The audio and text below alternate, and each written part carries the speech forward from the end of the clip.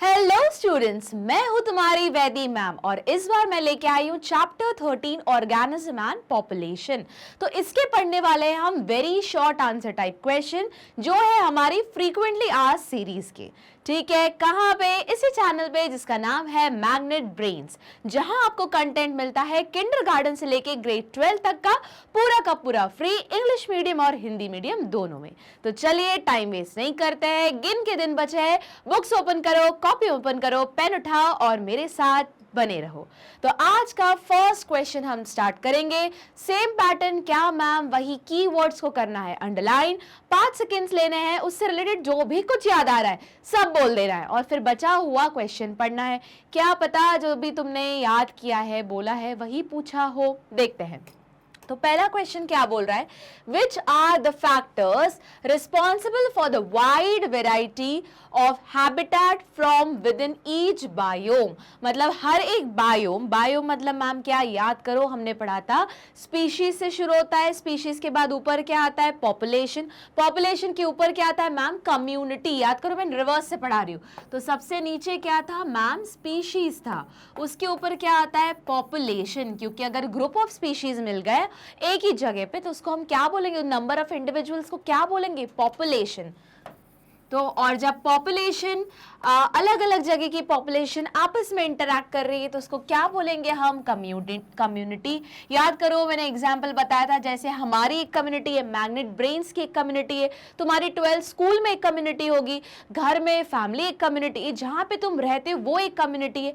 जब कम्युनिटी आपस में बायोटिक एबायोटिक फैक्टर के साथ इंटरैक्ट करने लगे तो उसको क्या बोल देंगे? बायोम्स। तो अब क्वेश्चन ये है कि बताओ कौन से फैक्टर्स है जो अलग अलग वेरिएशन या वैरायटी लेके आते हैं किसी भी एक बायोम के अंदर। तो बेसिकली अगर हम बोले तो क्या कि अगर मैं पर्टिकुलर एक जगह पे जाऊं, जैसे मैं टुंड्रा बायोम में गई या फिर मैं अल्पाइन बायोम में गई, है ना, या तो एकदम परमाफ्रॉस्ट बायोम में गई, तो वहां के वैरायटी, वहां के वेरिएशन के लिए कौन सी फैक्टर्स, कोई भी 2 फैक्टर बताओ जो रिस्पॉन्सिबल है। बाबा जहां से वो बनी है, पहला तो वो उसी जगह में रहने वाला, तो उसको क्या बोलेंगे हम? रीजनल। और लोकल, कि वहां पे जो तुम्हें लोकल, नेटिव, उसके बाद वहीं की इंडिजिनस स्पीशीज मिल रही है, वो ये 2 फैक्टर क्या है तुम्हारे जो डिसाइड करते हैं क्या कि वहां की वैरायटी किस हिसाब से होगी। अब बोलोगे मैम फिर तो ऐसा बहुत छोटा ही नंबर हो ना, बड़ा कैसे? यहीं पे गड़बड़ हो जाती है। बायोम्स का पूछा है, बायोम्स के अंदर क्या आता है? कम्युनिटी। तो जरा बताओ मेरे को, तुम्हारे घर की कम्युनिटी या तुम्हारे सोसाइटी की कम्युनिटी हमारे मैग्नेट्स ब्रेन की कम्युनिटी से कैसे अलग हुई?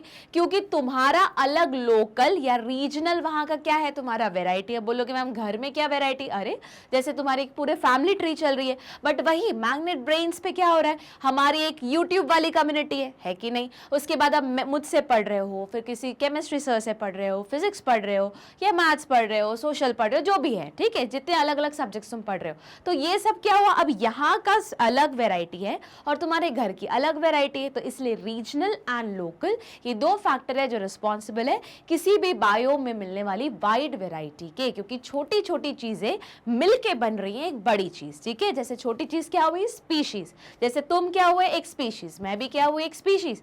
पर हम दोनों कौन सी स्पीशीज को बिलोंग करते हैं? एक ही स्पीशीज, इसका नाम क्या है? Homo sapiens sapiens. अब तुम्हारे घर पे एक कुत्ता आ रहा है तो वो अलग स्पीशीज हो गई, हो सकता है बिल्ली पाल के रखी हो तो वो अलग स्पीशीज हो गई, ऊपर देखो जरा वहां कहीं कोने में छिपकली घूम रही हो तो वो अलग स्पीशीज हो गई। तो अब देखो ये हुआ कि नहीं वहां का लोकल, तो ये तुम्हारे जिस रूम में तुम बैठे हो ये हो गई लोकल स्पीशीज। अब अपने बिल्डिंग के बाहर निकलो तो वहां पे तुम्हें रीजनल स्पीशीज भी मिलेंगी। हो सकता है कि अगर कोई स्टूडेंट है मेरा जो अभी तमिलनाडु से सुन रहा है तो वहां पे एक अलग टाइप का फ्लोरा मिलेगा तुमको। ठीक है, वही अगर कोई स्टूडेंट जो राजस्थान से सुन रहा है तो उसका अलग टाइप का क्या मिलेगा? फ्लोरा मिलेगा तुमको। तो हो गया रीजनल, मतलब एक पर्टिकुलर रीजन से जो एसोसिएट कर रही हैं उनको हम क्या बोलेंगे? लोकल या सॉरी रीजनल वैरायटी। और जहां तुम स्पेसिफिकली रह रहे हो उसको हम क्या बोलेंगे? Local variety. तो basically regional and local variation. आई बात समझ में? मूव करें अगले क्वेश्चन पे, इजी था है ना? Okay, question number 2, give an example of an organism that enters diapause and why. तो अगर याद करो, हमने बताया था जब हमने डायापॉज पढ़ा था, तो डायापॉज का मतलब क्या है, याद करवाया था मैंने, पॉज। पॉज मतलब रुक गए। किस चीज से रुक गए? तुम्हारे रेगुलर चीजों से रुक गए, जो रेगुलर सेलुलर मेटाबॉलिज्म है उससे तुमने रोक लिया खुद को। अब बोलोगे मैम हम कैसे रोक सकते हैं? हम नहीं रोक सकते, कुछ ऑर्गेनिज्म ये काम कर सकते हैं। अब रोकने की जरूरत क्या पड़ गई ये बताओ, क्योंकि हो सकता है आसपास क्या हो, अनफेवरेबल कंडीशन हो। मैम अनफेवरेबल कंडीशन मतलब कैसे? हो सकता है फूड नहीं मिल रहा हो, या हो सकता है एक्सट्रीम टेम्परेचर बढ़ गया हो सकता है एकदम टेम्परेचर कम हो गया हो। तो ये सारे अनफेवरेबल कंडीशन से कोप अप करने का तरीका क्या ढूंढा कि चलो एक काम करते हैं, सो लेते, सो जाते हैं ना, सबसे बढ़िया तरीका। जैसे तुमको अगर मम्मी ने बोला पढ़ लो, तो बोलोगे मम्मी बस 10 मिनट सो जाता हूँ फिर उठ के पढ़ूंगा, तो तुमने भी क्या ले लिया? डायापॉज ले लिया, पढ़ाई से, है ना, पर लेना मत ऐसा, ठीक है? तो ये क्या हुआ? डायापॉज हुआ। उसके बाद पर ये कब कर रहे हैं ऑर्गेनिज्म? जब एक्सट्रीम कंडीशन हो रही, या तो ज्यादा टेम्परेचर, या तो एक्सट्रीम कम टेम्परेचर, या तो खाना ही नहीं मिल रहा है, तो इसी को क्या बोलते हैं हम? डायापॉज बोलते हैं। याद आया? अब देखो जरा, तो उन्होंने बोला कोई एक एग्जाम्पल दो और रीजन बताओ। रीजन तो अभी हमने डिस्कस किया, कोई भी अनफेवरेबल कंडीशन आ रही हो तो उससे लड़ने का, कोप अप करने का तरीका यही है। याद करो मैंने बताया था 2-3 तरीके होते हैं एक्सट्रीम कंडीशन से कोप अप करने के। पहला, या तो बॉडी के अंदर ही चेंजेस आ जाए नेचुरली, इवोल्यूशन के थ्रू, नेचुरल सिलेक्शन के थ्रू, क्या उसको बोलते हैं? Physiological change. वो ना हो पाए तो उस जगह से भाग जाओ, मतलब माइग्रेशन, जिसमें इमिग्रेशन भी आता है, मतलब कोई आ गया कहीं भाग के, या एमिग्रेशन भी आता है, या तो यहाँ से भाग जाओ, जैसे अभी बस एग्जाम ओवर हो जाएंगे फिर तुम 1 महीने की तो छुट्टी पे भागने वाले हो कहीं पे, है ना, तो उसको क्या बोलेंगे? तुम एमिग्रेशन कर जाओगे यहाँ से। उसके बाद अगर ये भी ना कर सको, भाग भी नहीं सको, तो कुछ बिहेवियर में चेंज कर दो, कि अगर बहुत ठंड लग रही है तो धूप में आ जाओ, बहुत ज्यादा धूप लग रही है तो छाव में आ जाओ। तो ये क्या हुआ? Behaviour change. अब सपोज करो ये भी नहीं हो पा रहा, तो सबने गिव अप किया, सारे एनिमल्स ने बोला हम स्टूडेंट की लाइफ वाला उठाएंगे, खाते हैं, हम उठते हैं, भूख लगती है, फिर वापस नींद आ जाती, तो हम किस में चले जाएंगे? डीप स्लीप में, डायापॉज में। याद आया? इसमें क्या होता है? जिंदा हो, मरे हुए नहीं हो, पर तुम्हारा मेटाबॉलिज्म का रेट बहुत स्लो हो जाता है। ठीक, आंसर पढ़े, देखते हैं। Many zoo planktons in lake and ponds enter diapause. They enter diapause to escape unfavourable environment condition and to delay the overall development. तो सिर्फ जू प्लैंक्टॉन नहीं है, तुम कोई भी ऐसा एनिमल इनफैक्ट जो हाइबरनेशन कर रहा है, एस्टिवेशन कर रहा है। याद करो, एक है क्या? विंटर स्लीप, हाइबरनेशन, एक है क्या? Summer sleep, aestivation. तो ये भी एक ही तरीके का डायापॉज ही हुआ। तुम रोक दिया ना, तुमने हर चीज रोक दी कि हम थोड़े टाइम के लिए क्या ले रहे? पॉज ले रहे हैं। ठीक है, मूव करें अगले क्वेश्चन पे। तो ये क्या थे तुम्हारे कीवर्ड?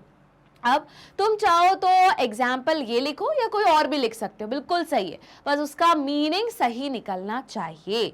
चलो मूव करते हैं अगले क्वेश्चन पे। Question number 3, fresh water animal are unable to survive for long sea water in long in sea water, give a reason. अब बताओ मेरे को, फ्रेश वाटर एनिमल क्यों सी वाटर में नहीं रह पा रहे? याद करो, हमने एनिमल 2 कैटेगरी में पढ़े थे। कौन से ma'am? On the basis of temperature नहीं बोल रहे ना, तो बोलोगे यस मैम, कोल्ड ब्लडेड और वार्म ब्लडेड। नहीं नहीं, on the basis of salinity, कि कितना नमक वो झेल सकते हैं। तो याद करो, हम उसको क्या बोलते हैं? जो एनिमल ज्यादा सैलिनिटी टॉलरेट कर सकते हैं उनको क्या बोलते हैं हम? Hyper saline animal. और दूसरे जो कम सैलिनिटी को टॉलरेट कर सकते हैं उसको क्या बोलेंगे? Hypo saline animal. ठीक है, क्योंकि सलाइन का मतलब क्या होता है? Salt concentration. याद आया? तो जो एनिमल ज्यादा सॉल्टीनेस सहन कर सकते हैं, जैसे ओशंस में रह रहे, तो उनको वो कौन सी कैटेगरी में जाएंगे? Hyper saline. जो कम सॉल्ट कंसेंट्रेशन सहन कर सकते हैं, या फिर हम बोल सकते हैं बहुत कम पीपीएम है सॉल्ट का, पार्ट्स पर मिलियन। ठीक है, तो उसको हम क्या बोलेंगे? हाइपोसलाइन एनिमल्स में। अब वापस जो कम में रह रहे हैं, तो वो बट ऑब्वियस कहाँ रह रहे होंगे? वो पक्का फ्रेश वाटर क्लियर वाटर नहीं बोल सकते, फ्रेश वाटर बोल सकते हो, है ना, उसमें रहते होंगे। और जो सी वाटर हुआ उसमें कौन सी कैटेगरी आती होगी, हाइपर सलाइन। अब उन्होंने बोला बताओ कि हम एक फ्रेश वाटर के एनिमल, मतलब यहाँ पे जिसको कैसा रहने की आदत है, कम सलाइन हाइपोसलाइन वाले कंडीशन में रहने की आदत है, उसको उठा के मैंने कहाँ डाल दिया, सी वाटर में डाल दिया। तो क्या जिंदा रहेगा, नहीं रहेगा, क्योंकि वापस दो टाइप के तुमने एनिमल पढ़े थे on the basis of tolerance. एक कौन सा था, एक जो ब्रॉड टॉलरेंस है, ब्रॉड सैलिनिटी को टॉलरेट कर सके, उसको तुम उठा के समुद्र में डालो, फिर वापस फ्रेश वाटर में रखो, फिर वापस समुद्र खारे पानी में डालो, वो सर्वाइव कर जाएंगे। ऐसे एनिमल्स क्या करते हैं, वो कहाँ रह सकते हैं, उनको उन एनिमल्स को क्या बोलेंगे, ये जिनके पास ये दोनों का फ्लक्चुएशन सहन करने की ज्यादा क्षमता होती है या ब्रॉड रेंज होता है, उनको बोलते हैं यूरी हेलाइन। याद आया, यूरी हेलाइन। और दूसरा क्या होता है, दूसरा जो नैरो रेंज को सहन कर सकते हैं, स्टेनो हेलाइन। अब अगर कोई एनिमल जो क्या करेगा, फ्रेश वाटर से तुम्हारा सी वाटर में आ रहा है, पर वो क्या है, अनएबल है, मतलब नहीं जिंदा रह पा रहा है, तो सीधा सा लॉजिक है, वो कौन से कैटेगरी में बिलोंग करता है, स्टेनोहेलाइन कैटेगरी में बिलोंग करता है। इसका मतलब क्या हुआ मैम, इसका मतलब ये हुआ कि वो सॉल्टीनेस का कंसेंट्रेशन टॉलरेट नहीं कर पा रहा है। तो वो क्यों नहीं कर पा रहा है, क्योंकि ऑस्मोटिक प्रॉब्लम आ रही है। ऑस्मोटिक प्रॉब्लम क्या होता है मैम, अरे ऑस्मोसिस क्या होता है, osmosis, movement of water from an area of higher concentration to the area of lower concentration through semi permeable membrane। ये तो पढ़ा हुआ है, पर ये डिसाइड किस पे होता है कि कहाँ वाटर ज्यादा है, कहाँ वाटर क्या है, सॉल्वेंट, कहाँ सल्यूट कम है। याद आया। तो अब इसी बेसिस पे उन्होंने पूछा बताओ, एक फ्रेश वाटर एनिमल को हमने सी वाटर में डाला पर वो जिंदा नहीं रह पाया। हाँ पता चल गया मैम, क्योंकि वो स्टेनोहेलाइन है। बताओ क्यों, क्योंकि स्टेनोहेलाइन तो है, क्योंकि वो स्टेनोहेलाइन है इसलिए वो ऑस्मोसिस की प्रॉब्लम को अपने बॉडी में बैलेंस आउट नहीं कर पाया। तो या तो वो स्वेल होके बर्स्ट हो गया, मतलब उसके सेल्स, या तो श्रिंक हो गया और मर गया। तो दोनों में से कोई भी एक सिचुएशन डिपेंड करेगा कहाँ से कहाँ हम उस एनिमल को किस जगह से किस जगह पुट कर रहे हैं। ठीक है, इतना याद रहेगा, इजी है। तो वापस तो ये तो तुमको पता चल गया। फिर बोलोगे मैम फिर ऐसे तो सारे ही एनिमल्स हैं, तुम सी वाटर के उठा के मैम फ्रेश वाटर में डालो, जो यहाँ जिसका उल्टा बोल रहे हैं, या फ्रेश वाटर का उठा के सी वाटर में डालो, सबके सब मर ही जाएंगे, सबके सब स्टेनोहेलाइन में भी है। कुछ हद तक सही हो। एक कैटेगरी है जो एनिमल एस्चुरीज में रहते हैं। अब ज्योग्राफी तुमको अगर थोड़ी बहुत याद आ रही होगी तो एस्चुरीज क्या होता है, ऐसी वो जगह है जहां पे क्या समुद्र और नदी का मर्जर होता है। याद आया। तो वहां पे फ्रेश वाटर भी है, पर फ्रेश वाटर का कंसेंट्रेशन थोड़ा सॉल्टीनेस ज्यादा है, पर सॉल्ट के कंपेयर में, मतलब सी वाटर के कंपेयर में वहां पे सॉल्टीनेस थोड़ा कम है, मतलब कुछ बीच का है। तो वहां पे जो एस्चुरीज में मिलने वाली फिशेस होती हैं वो कैसी होती है, यूरी हेलाइन। ठीक है, मतलब जो ज्यादा रेंज ऑफ सैलिनिटी को टॉलरेट कर सके। तो उनको ऑस्मोटिक प्रॉब्लम आएगी क्या, नहीं आएगी, क्योंकि उनका बॉडी ही वैसा क्या है, फिजियोलॉजिकली डेवलप्ड है। बट ये कैसी कैटेगरी में आ रहा है, स्टेनोहेलाइन कैटेगरी में आ रहा है। याद रहेगा। तो जो स्टेनोहेलाइन है वो कौन सी प्रॉब्लम नहीं सॉल्व कर पाते अपनी बॉडी में, ऑस्मोटिक प्रॉब्लम। ठीक है, तो ऑस्मोसिस उनका ढंग से नहीं होता, अनफॉर्चुनेटली डेथ हो जाती है। याद रहेगा। मूव करें अगले क्वेश्चन पे। तो question number 4, mention how do bear escape from stressful time in winter। लो अभी थोड़ी देर पहले बोला मैम, बेयर से क्या याद आता है मैम, पोलर बेयर। अच्छा तुम्हें पोलर बेयर ही आ रहा है तो नॉर्मल बेयर ही कंसिडर कर लो।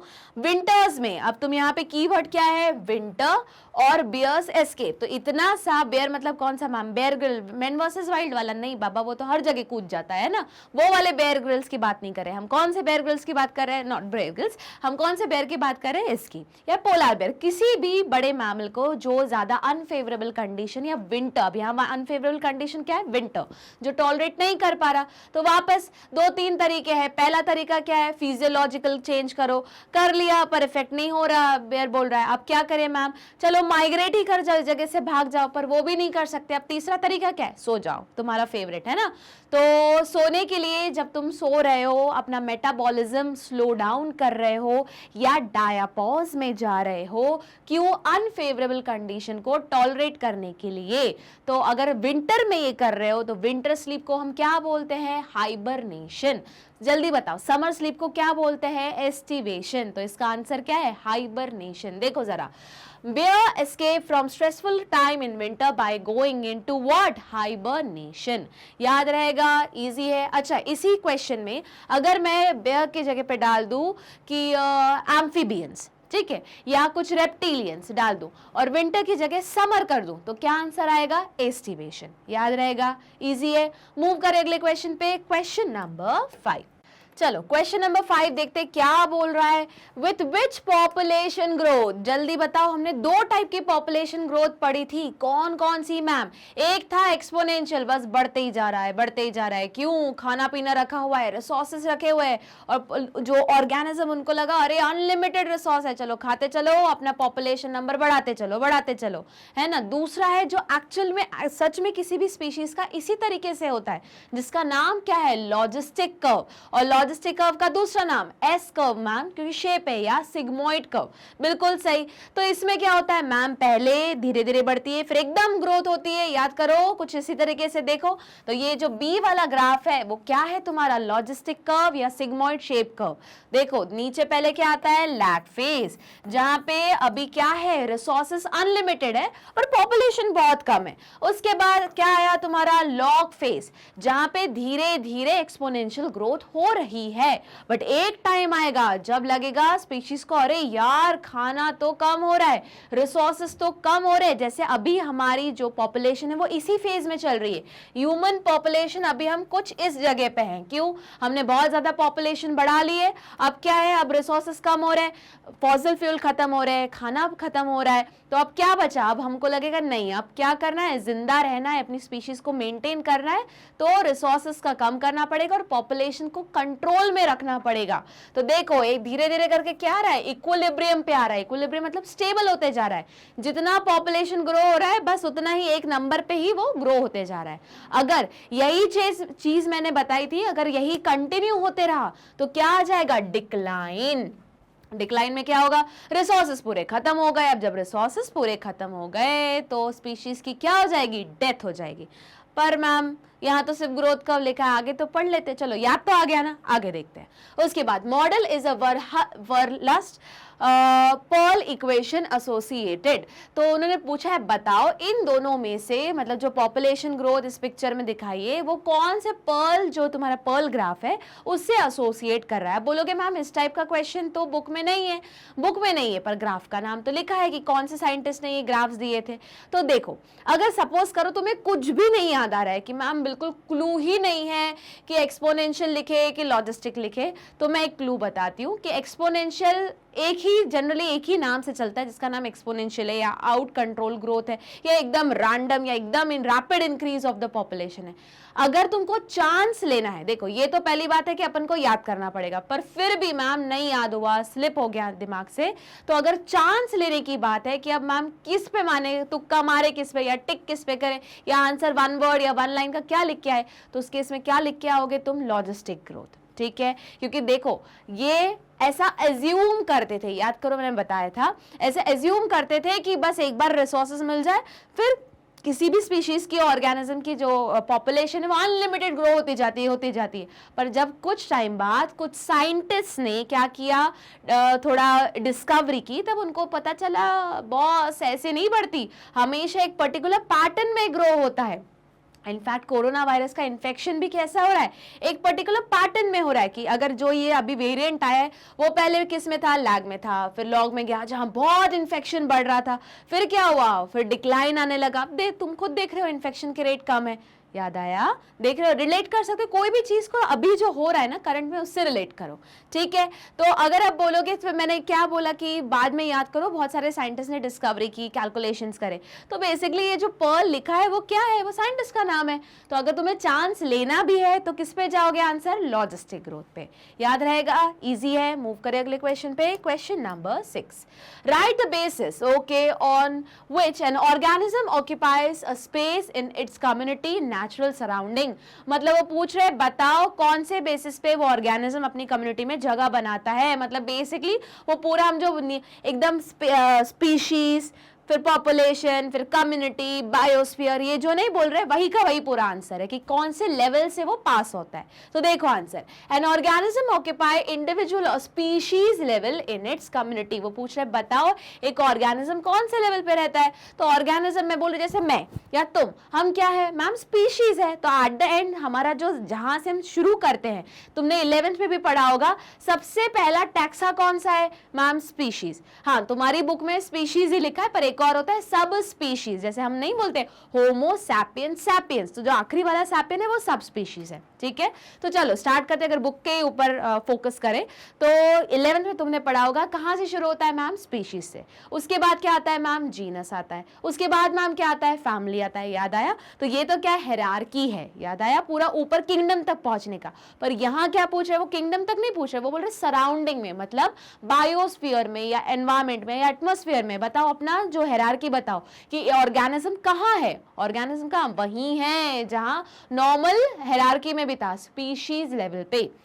अच्छा बताओ, स्पीशीज के ऊपर क्या आएगा मैम, पॉपुलेशन। पॉपुलेशन के ऊपर क्या आएगा मैम, कम्युनिटी। कम्युनिटी के मैम ऊपर क्या आएगा मैम, बायोम्स या बायोस्फीयर। चलो आंसर देखते हैं। तो this level is occupied on the basis of ecological level of organisation और इकोलॉजिकल हायरार्की। तो जो मैंने पहले बताया, जो तुमने 11th में पढ़ा था, वो कौन सी हायरार्की थी मैम, नॉमेनक्लेचर की एंड क्लासिफिकेशन की हायरार्की थी।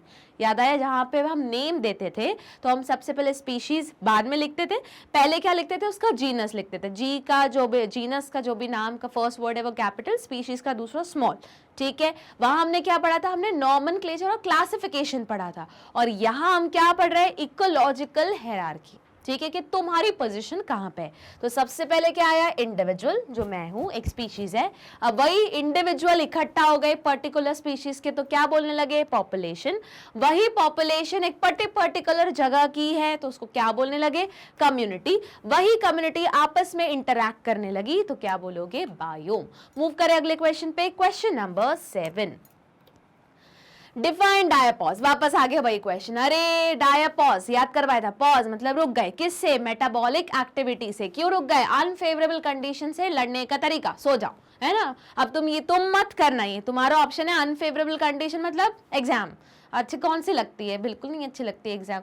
तो उससे लड़ने का तरीका, मैम ने बोला था सो जाओ, तो सो नहीं जाना है। तुम्हारे केस में क्या करना है, पढ़ाई करनी है, डबल काम करना है। ठीक है, तो देखो, डिफाइन डायापॉज विच ऑर्गेनिज्म एग्जिबिटेड, तो स्टेज ऑफ सस्पेंडेड डेवलपमेंट, ऐसी स्टेज। अब वही चीज अगर सो रहे हैं तो हम उसको हाइबरनेशन एस्टिवेशन बोलेंगे, पर एक ऐसी स्टेज जहां पे वो तुम्हारा सिस्ट के फॉर्म में या अपने आसपास क्या बना लिया, एक शेल बना लिया कि अब तो हम कुछ नहीं करने वाले, हम बस ऐसे ही पड़े रहेंगे, है ना। मतलब सोना नहीं, बस वो वही है, बस पॉज हो चुके, कुछ नहीं करे, नो सेलुलर मेटाबॉलिज्म एक्टिविटी, या फिर एक्टिविटी है वो एक्सट्रीम स्लो डाउन हो चुकी है। ठीक है, तो कौन करता है, ज़ूप्लैंक्टन्स करते हैं, याद रहेगा।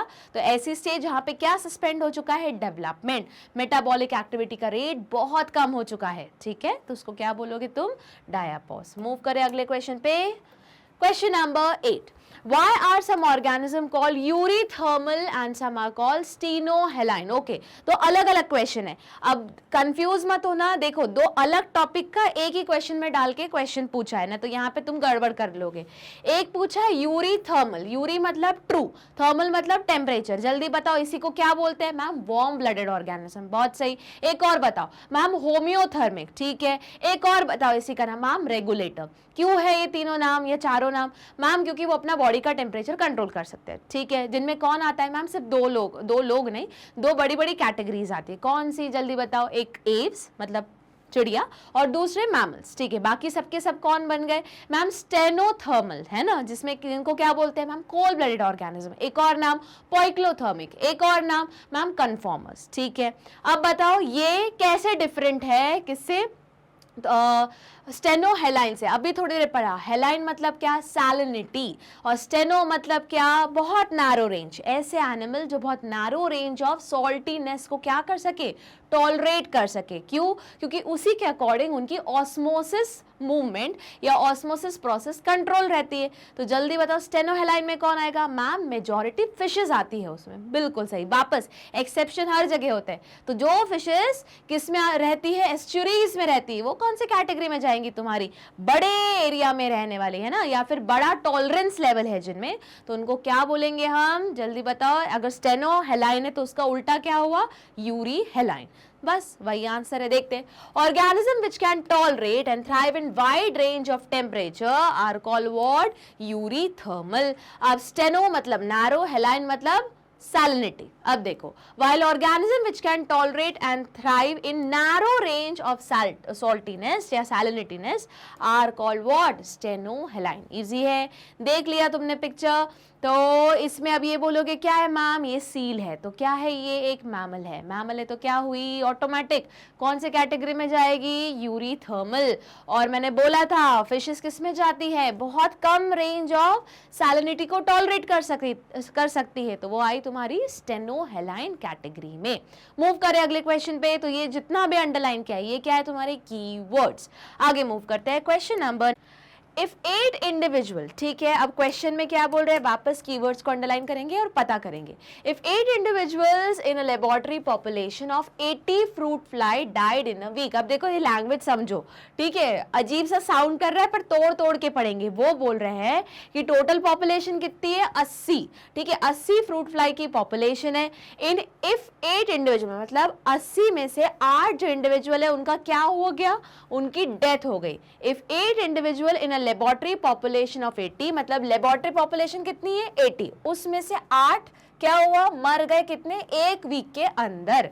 Then what would be the death rate of the population for the set period, मतलब उस पर्टिकुलर टाइम के लिए बताओ कितने इंडिविजुअल मरे या डेथ रेट क्या है। तो सबसे पहले जब भी डेथ रेट का क्वेश्चन है या बर्थ रेट का क्वेश्चन है, फॉर्मूला क्या होता है, death rate is equal to number of death happen in that particular time divided by total number of population.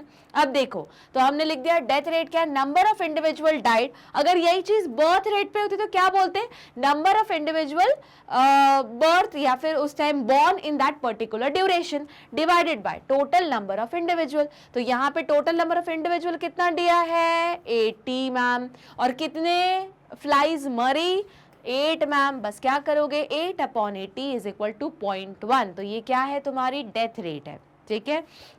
वापस कोई भी रेट पूछे, बर्थ रेट पूछे या डेथ रेट पूछे, बर्थ रेट पूछ रहे हैं तो न्यूमरेटर में क्या आएगा कि कितने इंडिविजुअल का बॉर्न हुआ है, कितने इंडिविजुअल बॉर्न हुए इस पर्टिकुलर वीक में, डिवाइडेड बाय टोटल पॉपुलेशन। अगर डेथ रेट बोल रहे तो कितने इंडिविजुअल की डेथ हुई है डिवाइडेड बाय टोटल पॉपुलेशन। बस सिंपल, बाकी ज़्यादा कुछ दिमाग लगाना नहीं है, बट यहाँ पे ध्यान देना कि पॉपुलेशन कितनी है और मरे कितने हैं, ठीक है। मूव करें अगले क्वेश्चन पे, question number 10। Why are green plant not found beyond a certain depth of in the ocean. अच्छा, ग्रीन प्लांट बताओ कौन सी प्रोसेस करते हैं, मैम फोटोसिंथेसिस करते हैं। फोटोसिंथेसिस के लिए क्या चाहिए होता है मैम, लाइट चाहिए होती है। तो बताओ मेरे को, क्या सनलाइट तुम्हारी एक ओशन के पूरा नीचे तक पेनिट्रेट करती है क्या, नहीं मैम, एक पर्टिकुलर रेंज तक करती है, उसके नीचे क्या आ जाता है फिर, डेड जोन, डेथ नहीं, डेड जोन। डेड जोन क्यों बोलते हैं, क्योंकि लाइट पेनिट्रेट नहीं करती, लाइट पेनिट्रेट नहीं करती तो फिर प्लांट्स नहीं हो पाते वहां पे।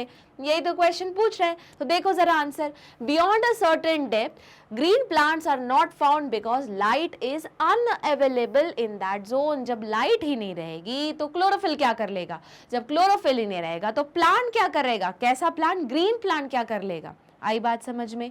मूव करें अगले क्वेश्चन पे, question number 11। In the biological control method, ठीक है, बायोलॉजिकल कंट्रोल मेथड में हमने बहुत सारे तरीके पढ़े, उसमें से एक तरीका तुमने बहुत सारे रिलेशनशिप पढ़े, पर यहाँ कंट्रोल मेथड बोला है, मतलब दूसरी पॉपुलेशन को कंट्रोल में रखना है, चेक में रखना है। तो सिर्फ जब कंट्रोल बोल रहा है, जैसे तुमने याद करो, तुमने हमने पढ़ा हुआ है बायो कंट्रोल पेस्ट मेथड, है ना, कि पेस्ट को कंट्रोल करना है तो बिना केमिकल का यूज करके उसको खाने वाले तुम्हारे प्रेडेटर को ले आओ। तो ये भी एक तरीका का क्या हुआ, बायोलॉजिकल कंट्रोल मेथड। तो जल्दी बताओ, इतना ही वर्ड सुनने के बाद तुम्हें क्या याद आता है, तुम्हें प्रेडेशन वाला रिलेशन याद आता है, ठीक है मैम, वो तो याद आ गया। आगे पढ़ लेते हैं। One living organism is used against another to check its uncontrolled growth. Basically वो प्रेडेटर प्रे का ही रिलेशन पूछ रहा है कि एक ऑर्गेनिज्म की पॉपुलेशन की ग्रोथ अनलिमिटेड ना हो जाए, तो वो एक पर्टिकुलर रेंज तक ही रहे, इसलिए दूसरा ऑर्गेनिज्म क्या कर रहा है, उसी पे फीड कर रहा है। Which kind of population interaction is involve in this. अब ये तो स्ट्रेट अवे समझ में आ रहा है मैम, ये प्रेडेशन के बारे में बात कर रहे हैं, बिल्कुल सही।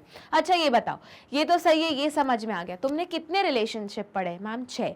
कौन कौन से? पैरासिटिज्म, प्रेडेटरिज्म, उसके बाद म्यूचुअलिज्म, कमेंसलिज्म, एमेंसलिज्म और तुम्हारा सिम्बायोटिक रिलेशनशिप। याद रहेगा। मूव करें अगले क्वेश्चन पे, question number 12।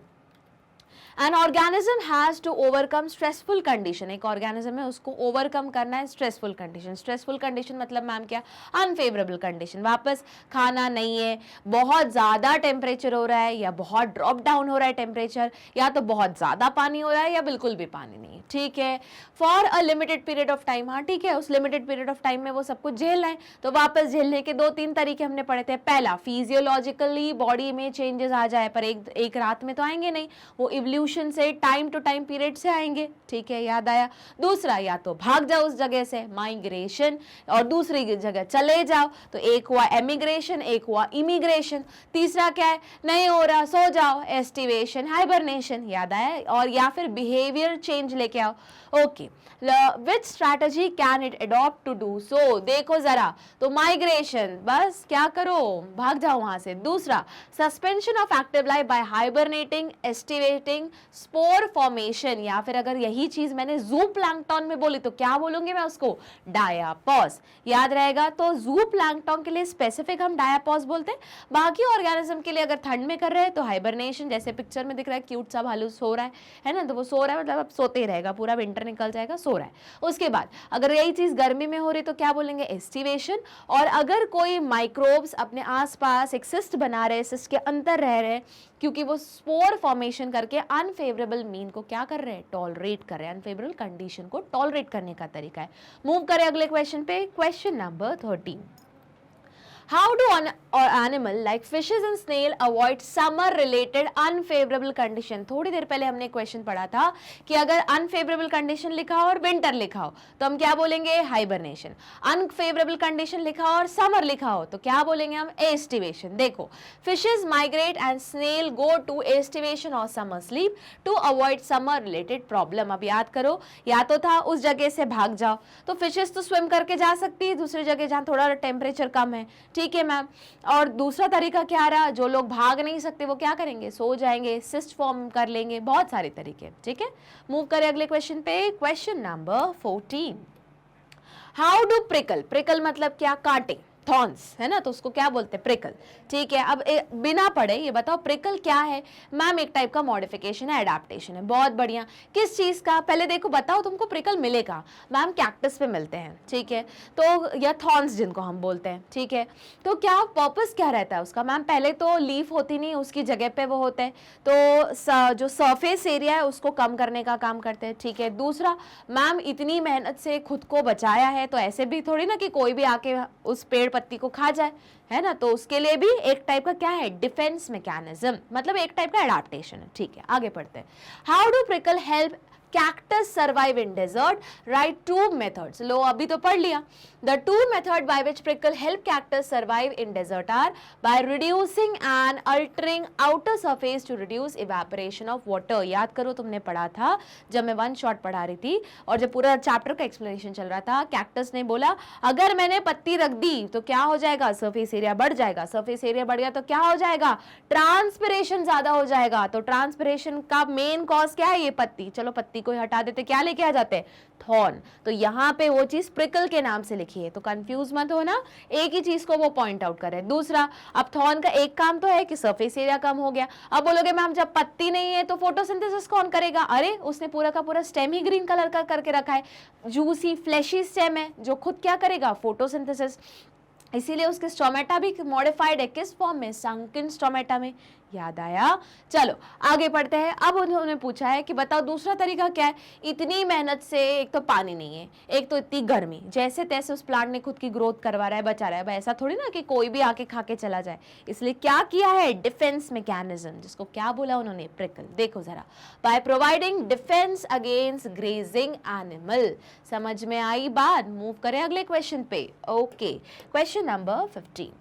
Y do leave contain sunken stomata, देखो एक से एक रिलेटेड। तो संकिन स्टोमेटा किसका एडेप्टेशन है मैम? जेरोफिटिक प्लांट का। बहुत सही। जेरोफिटिक प्लांट्स का मतलब क्या है मैम? ऐसे प्लांट जो एक्सट्रीम कंडीशन में रहते हैं, जहां एक्सट्रीम ड्राइनेस है, बहुत ज्यादा टेम्परेचर है, पानी ही नहीं है, तो पानी को हम क्या बोलते हैं मैम? प्रेसिपिटेशन, लेस प्रेसिपिटेशन है। बहुत सही।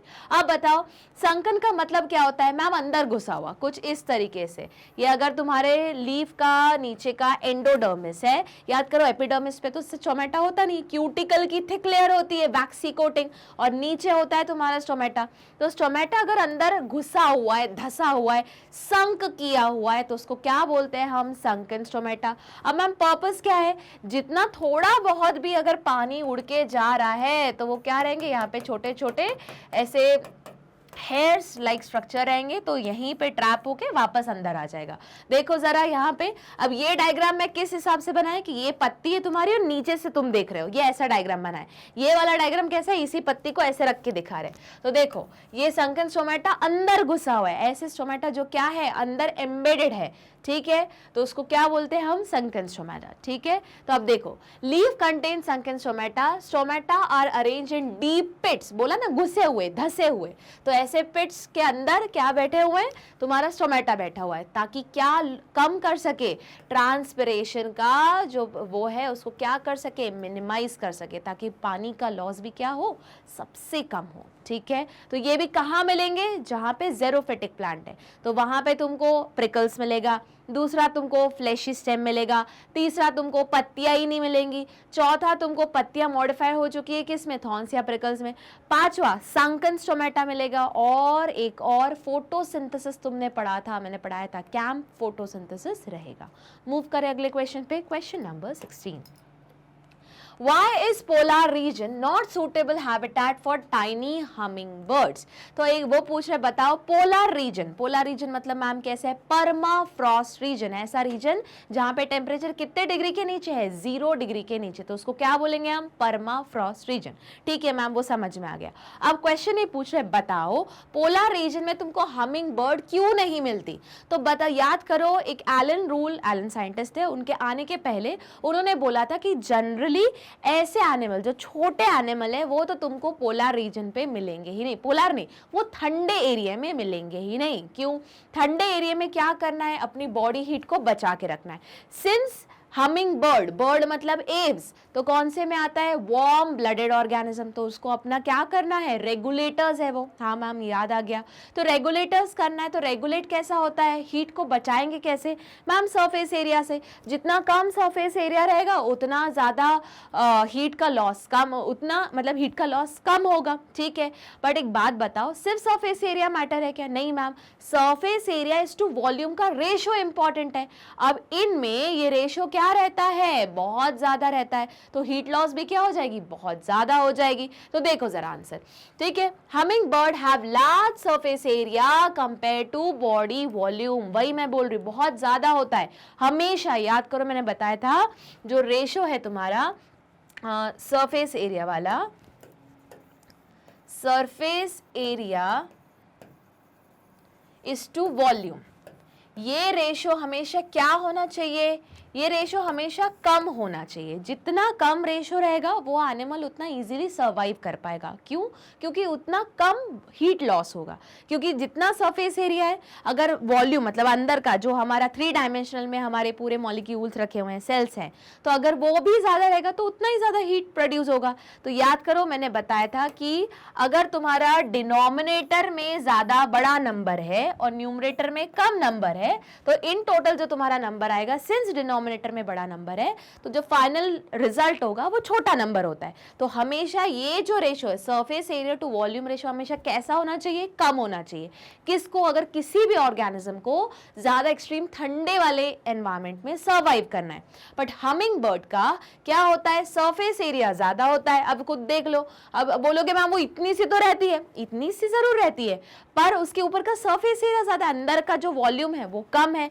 तो अगर न्यूमरेटर बड़ा हो गया और डिनोमिनेटर छोटा हो गया तो ये रेशो क्या हो जाएगा, बढ़ जाएगा। तो वापस जिसका ये रेशो बढ़ गया मतलब उसका हीट लॉस क्या होगा, ज्यादा होगा। और रहना कहाँ पे है, पोलर रीजन पे, परमाफ्रॉस्ट रीजन पे, तो इतना तो हो ही नहीं पाएगा, तो अनफॉर्चुनेटली एनिमल सर्वाइव ही नहीं कर पाएगा। ठीक है, तो देखते हैं। Humming bird have larger surface area compare to body volume, मतलब न्यूमरेटर क्या है, बड़ा है, डिनोमिनेटर क्या है, छोटा है, तो फाइनल प्रोडक्ट क्या आ गया, अब यहाँ पे छोटा नहीं है, आएगा बड़ा।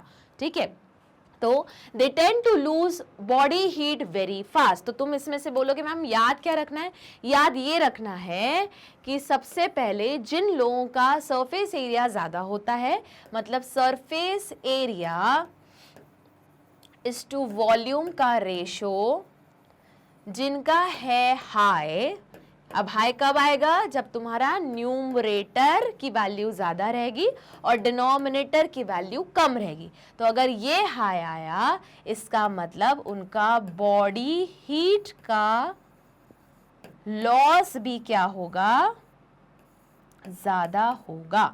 ठीक है, और ज्यादा तुम चाहते हो क्या बॉडी हीट लॉस, नहीं, क्यों, तुम कैसी जगह रहना चाहते हो, ठंडी जगह पे। ठीक है, they tend to lose body heat very fast when it is cold outside. Due to this, they need to spend more energy to generate body heat. Hence, polar region being a cold habitat is not suitable for tiny hummingbird. याद रहेगा, तो जल्दी से ये वाली चीज लिख लो कि जिसका surface area to volume ratio है ज्यादा, तो ज्यादा रहा तो बॉडी हीट भी क्या होगा, ज्यादा, तो बॉडी हीट लॉस भी क्या होगा, ज्यादा। अब ये कैसे पता चलेगा कि ये नंबर ज्यादा आएगा, अगर तुम्हारा न्यूमरेटर जिसमें सरफेस एरिया वो ज्यादा हुआ, डिनोमिनेटर में कम वैल्यू रही, मतलब मैग्नीट्यूड कम रहा, तो ये नंबर ऑटोमेटिकली ज्यादा हो जाएगा।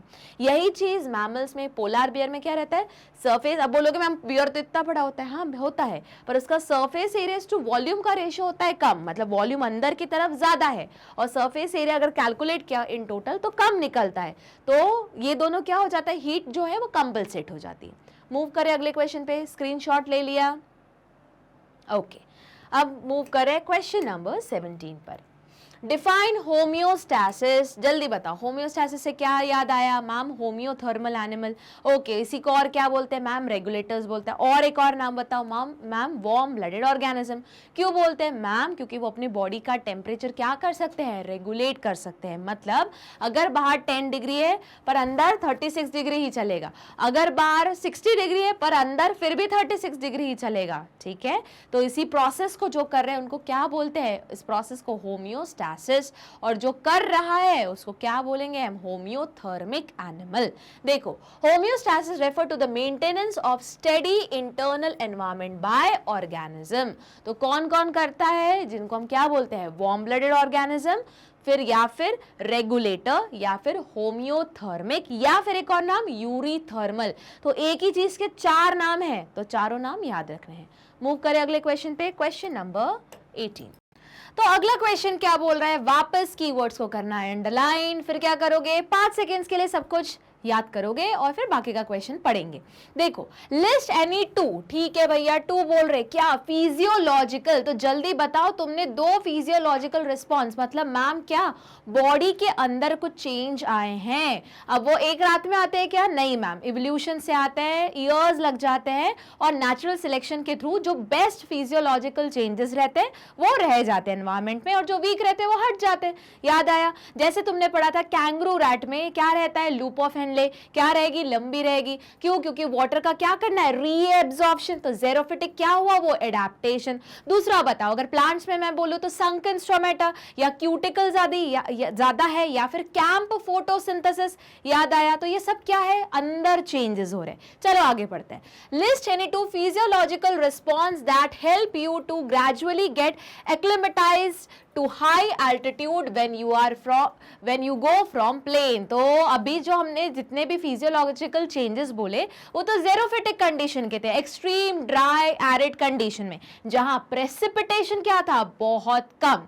ठीक है, अब क्वेश्चन में पूछ क्या रहे हैं, ऐसे चेंजेस बताओ जब तुम प्लेन में रह रहे हो, जैसे तुम यहाँ पे रह रहे हो और कहाँ चले गए, एग्जाम के बाद माउंटेनिंग करने, एवरेस्ट चले गए। तो याद करो, हमने 1 शॉट में पढ़ा था, हम क्या करते हैं, पहले वहां पे एक दिन का बेस कैंप कैंप होता है, तो बेस कैंप में क्या करते हो, सिर्फ बैठते हो, आराम करते हो। क्यों? तुम्हारी बॉडी चेंज कर रही है। क्या चेंजेस कर रही है मैम? तुम हाई एल्टीट्यूड पे जा रहे हो तो वहां ऑक्सीजन क्या हो रहा है, कम हो रहा है, पर तुम्हारी बॉडी, तुम्हारे हर एक सेल को उतना ही ऑक्सीजन चाहिए। तो बॉडी ने बोला जब ऑक्सीजन ले जाने वाला, अगर ऑक्सीजन ले जाने वाला जो आरबीसी है उतनी तो है, पर अभी तक जो एक आरबीसी 4 ऑक्सीजन के मॉलिक्यूल को ले जा रही थी, अब 2 को ही ले जाएगी। तो अब दूसरा ऑप्शन क्या बचा? एक काम करते हैं, बॉडी ने बोला कोई बात नहीं, जब एक आरबीसी 2 ही ऑक्सीजन ले जा रही है, हमको ऑक्सीजन उतनी ही चाहिए, तो हम क्या करेंगे, अपनी बॉडी के आरबीसी का नंबर क्या कर देंगे, बढ़ा देंगे। तो ये एक तरीका हो गया। याद करो, मैंने बताया था कि सपोज करो एक ट्रक है और उसमें 10 कोई बोरे चढ़ते हैं, ठीक है, गेहूं के 10 बोरे चढ़ रहे हैं। एक ट्रक है भैया और उसमें 10 गेहूं के बोरे चढ़ते हैं, ठीक है, बोरे लिख देती हूँ, ठीक है, बोर लग रहा है पर बोरे चढ़ते हैं, ठीक है। अब मैंने बोला कि अब मैं एक ट्रक में से 5 ही बोरे चढ़वाऊंगी, ठीक है। अब नंबर क्या हो गया, आधा हो गया है ना, इसका मतलब 5 ही बोरे चढ़ेंगे। पर मेरे को, जो मेरा मालिक है सपोज करो, उसको तो भैया 10 बोरे चाहिए।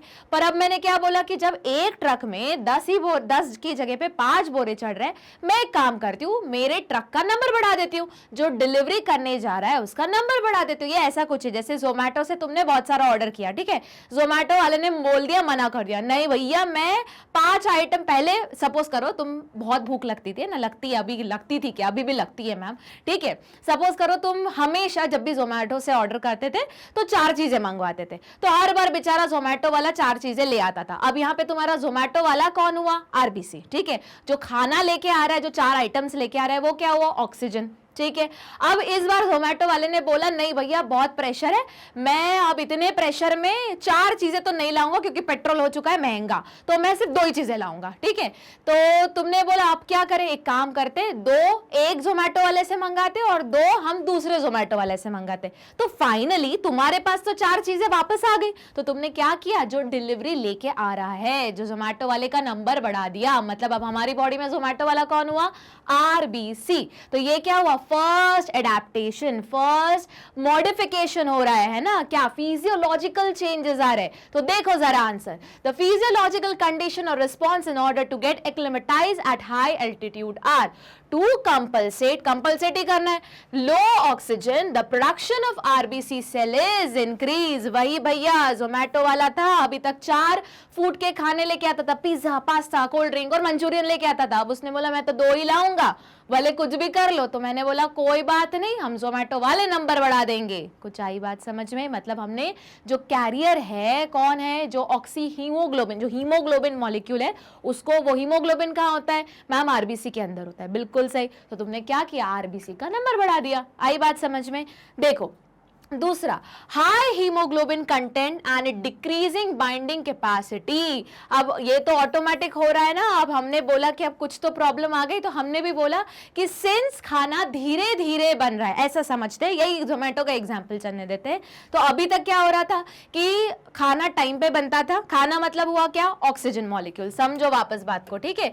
जो तुम्हारा फूड हुआ, क्या क्या फूड हुआ, पिज्जा हुआ, मैम भूख लगने लगी, कोई बात नहीं, वीडियो सुन लो फिर खा लेना, पिज्जा हुआ, पास्ता हुआ, और क्या अच्छा लगता है, चलो कोल्ड कॉफी हो गई, गर्मी के दिन भी है, कोल्ड कॉफी हो गई, और क्या हुआ, नूडल्स हो गया, ठीक है।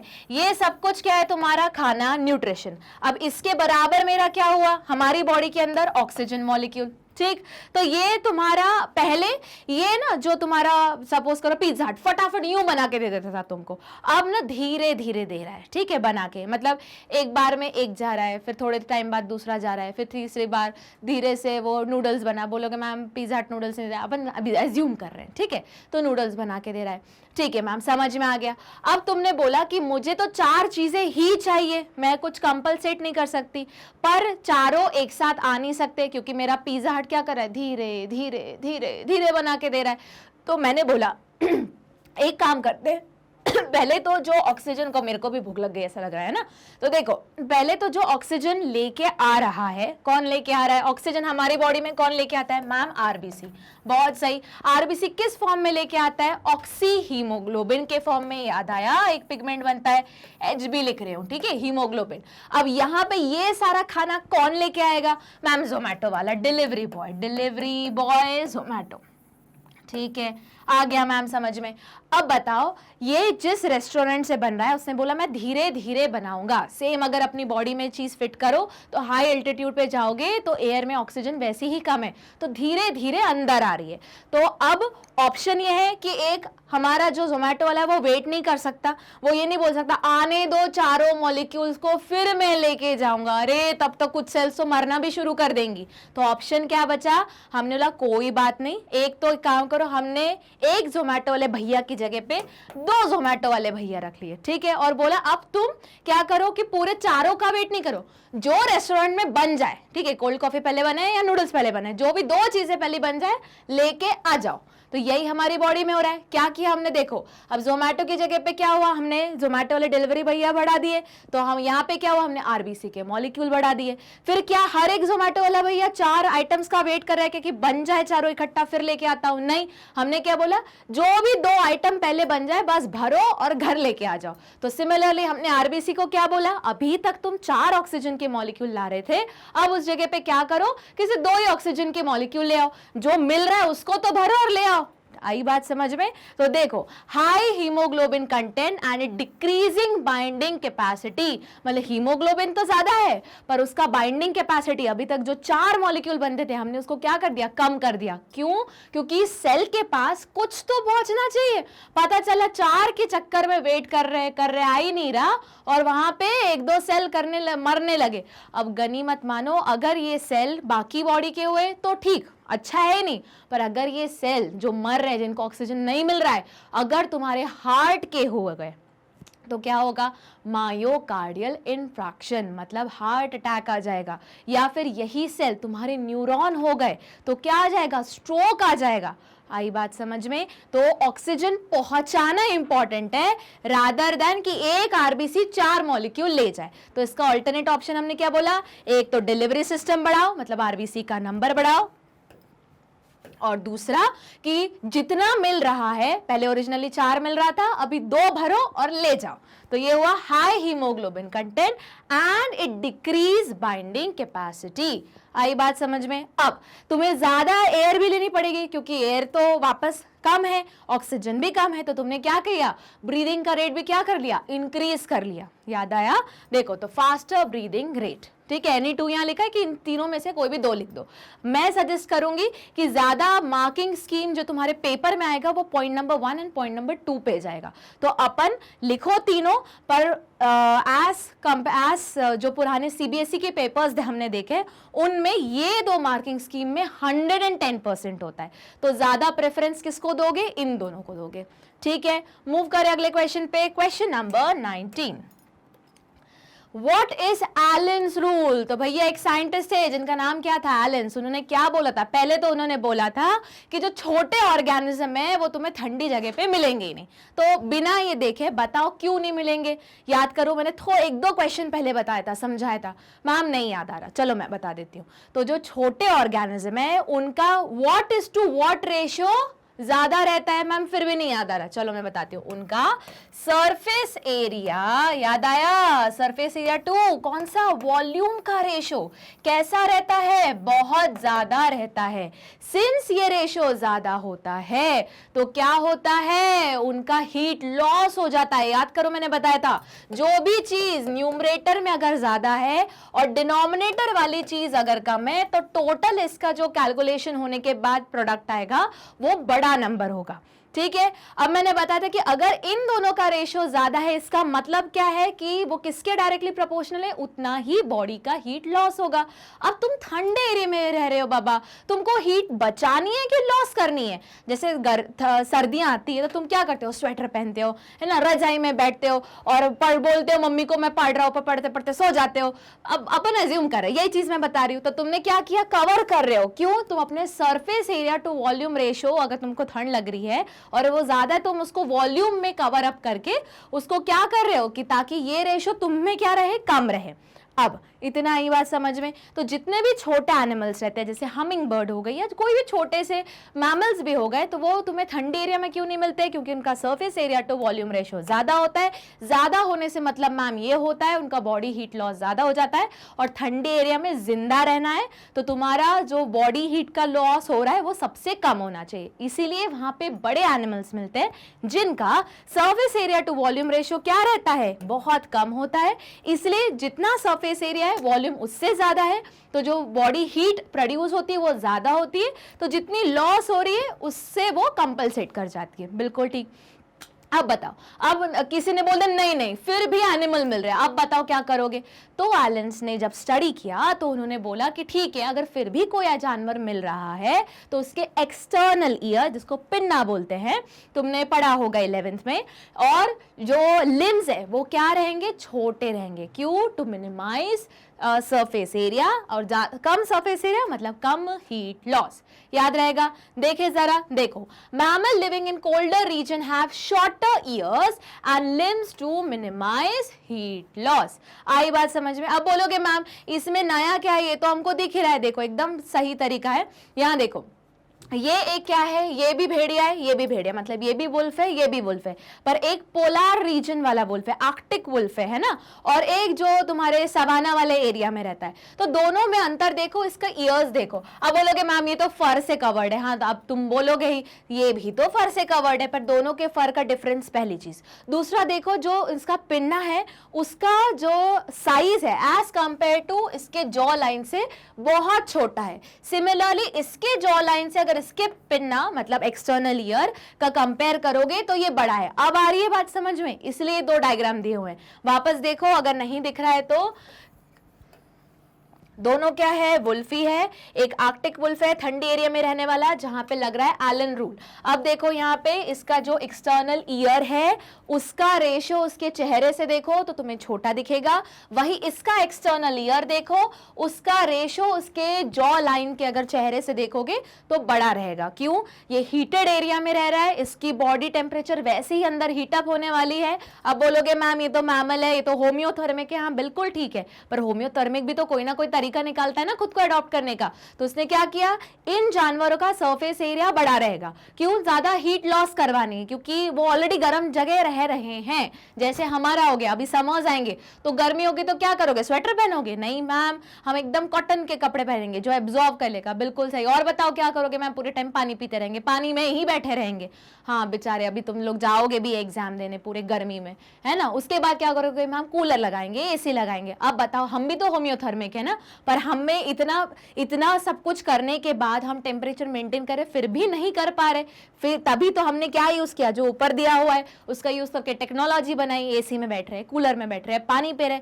तो सिमिलरली इसने भी कुछ अडेप्टेशंस किए हैं। इसका ईयर का साइज देखो, उसके ईयर का साइज देखो, तो ये क्या फॉलो कर रहा है, एलन रूल। तो एलन रूल क्या बोलता है, वापस बताओ मेरे साथ, कि जो भी ऑर्गेनिज्म, जो भी बड़ा मैमल या जो भी ऑर्गेनिज्म ठंडे कोल्डर क्लाइमेट में रह रहा है, उसका ईयर और लिम्स मतलब हाथ और पैर, ठीक है, ये होते हैं फोर लिम, नीचे वाले को बोलते हैं हाइंड लिम, ठीक है।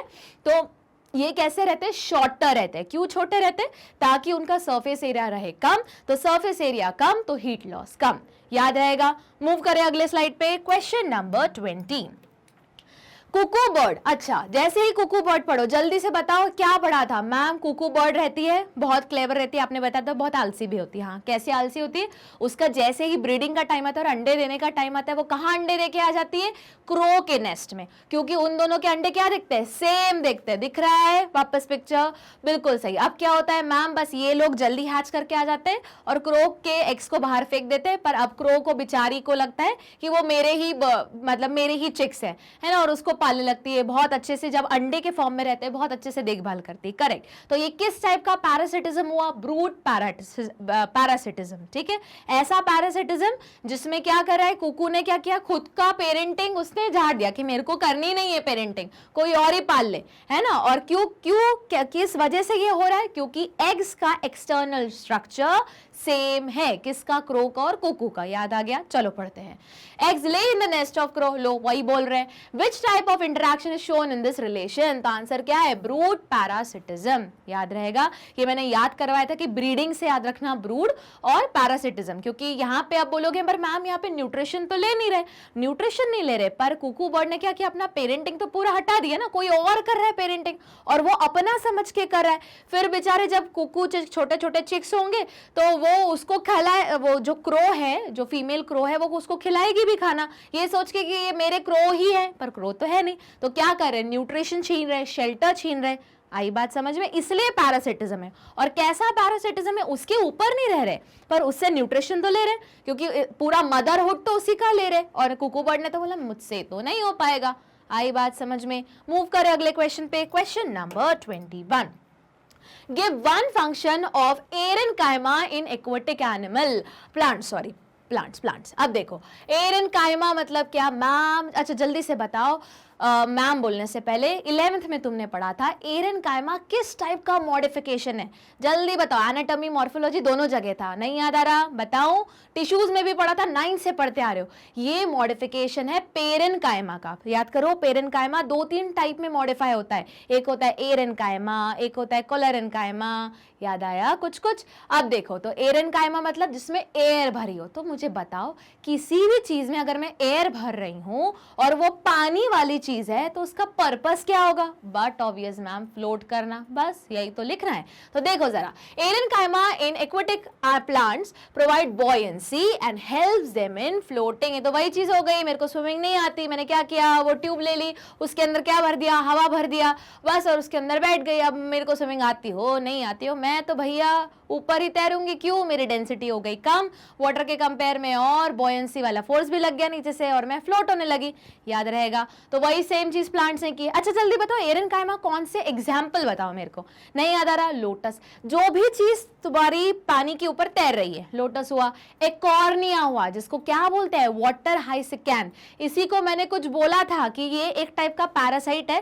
पैरासाइट नहीं बोल सकते, ये एलियन इन्वेजन है जो विक्टोरियन टाइम में या ब्रिटिशर्स टाइम में लेके आए थे, क्योंकि उनको वो बहुत अच्छा लगता था। हिंदी में उसको जलकुंभी बोलते हैं, याद करो मैंने बताया था। अब इंडिया के हर तालाब में मिलता है, वो है नहीं अपना, पर वो डेकोरेटिव पर्पस के लिए लाया गया था। अब इतना सुंदर लगने लगा कि वो हर जगह मिलता है।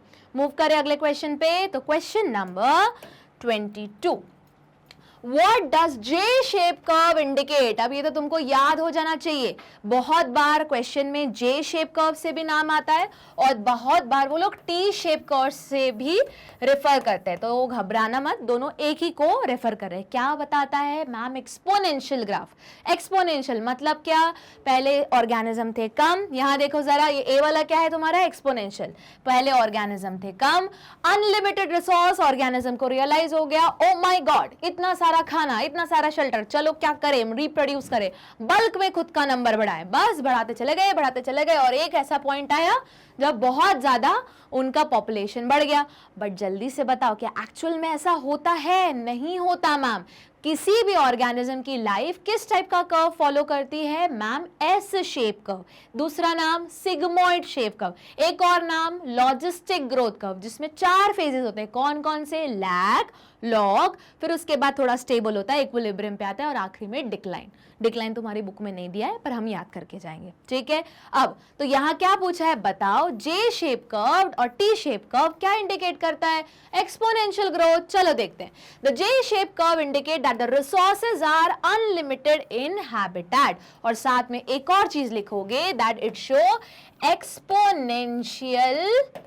एक्सपोनेंशियली ग्रोथ का, ठीक है, या एक्सपोनेंशियल ग्रोथ, ठीक है? मूव करें, आगे बढ़े। तो अगला क्वेश्चन देखते हैं, question number 23। Why are calotropis plant not browsed by herbivore? Browsed का मतलब क्या? खाए क्यों नहीं जाते हैं ना, जो तुम ब्राउजिंग करते हो ना, तो देखते हैं अपन क्या करते हैं, अपन इंस्टाग्राम ब्राउजिंग कर रहे हैं, बस घंटों निकल गए, मम्मी को बोला 5 मिनट मम्मी, बस 5 मिनट का कब 5 घंटे बन गया पता भी नहीं चला, है ना? तो वो अपन को नहीं करना है, क्योंकि अभी अपने लिए इंस्टाग्राम, ये सारे फेसबुक, ये क्या है? ये पॉइजनस है ना, अभी जब तक एग्जाम नहीं होती। सिमिलरली ये जो प्लांट है कौन सा? कैलोट्रोपिस। ये क्या है? पॉइजनस है। इसका जो याद करो मैंने बताया था पूजा में जरूर चढ़ता है पर कोई भी एनिमल खाता नहीं है। याद करो मम्मी क्या बोलती है, जैसे ही पूजा के लिए अगर चढ़ा रहे और हाथ में अगर व्हाइट कलर का चीज लग जाए तो वो क्या है? पॉइजनस। हाथ धो लो। क्यों? क्योंकि उसमें कैसा पॉइजन है जो तुमको नॉजिएटेड, वॉमिटिंग, उसके बाद कभी कभी एक्सट्रीम केस में डायरिया, हार्ट अटैक भी आ सकता है। तो ये क्या है? एक पॉइजनस सब्सटेंस है। ठीक है, तो अब जब एनिमल्स को पता चल गया कि भैया इसको खाएंगे तो ये सब कुछ होने लगेगा, तो कौन खाएगा उसको? दूर रहेंगे सब लोग। याद आया? तो ये किस टाइप का मैकेनिज्म है? ये डिफेंसिव मैकेनिज्म है। इस प्लांट ने क्या किया? वापस एक दिन में नहीं हुआ, एक रात में नहीं हुआ, इवोल्यूशन के साथ खुद में पॉइजन बनाने की कैपेसिटी डेवलप कर ली। अब क्या हुआ? उसने देख लिया मेरे को तो कोई देखता भी नहीं, तो पहले क्या हुआ? बहुत ज्यादा एक्सप्लॉइट हो जाता था। अब बोलोगे मैम ये प्लांट को कैसे पता चला कि मेरे अंदर पॉइजन जमा करना है? याद करो, वापस मैंने बताया था नेचुरल सिलेक्शन में कोई जो जीन है वो पहले से होता है, बस जो सही टाइम में सही चीज एक्सप्रेस हो जाए, और अगर नेचुरल सिलेक्शन हो रहा है तो अगर वो जीन बेनिफिशियल है तो वो बच जाता है। मतलब मैम कैसे? नहीं समझ में आया। सपोज करो इसी प्लांट के 2 वेराइटीज थी। ठीक है, 2 वेराइटी में से 90% जो थी वेराइटी वो नॉन पॉइजनस थी। ठीक है, नॉन पॉइजनस। और एक जो 10% वैरायटी थी वो कैसी थी? पॉइजनस थी। अब क्या हुआ? सपोज करो पहले ये वाला पूर ज्यादा था, अब उस टाइम उस जगह पे इनको खाने वाले कोई हर्बीवोर नहीं थे। अब धीरे धीरे उस जगह पे वो हर्बीवोर आ गए, इन्होंने खाना शुरू कर दिया। अब क्या हुआ? ये नॉन पॉइजनस है वो खत्म होने लगे क्योंकि हर्बीवोर फीड करने लगे इन पे।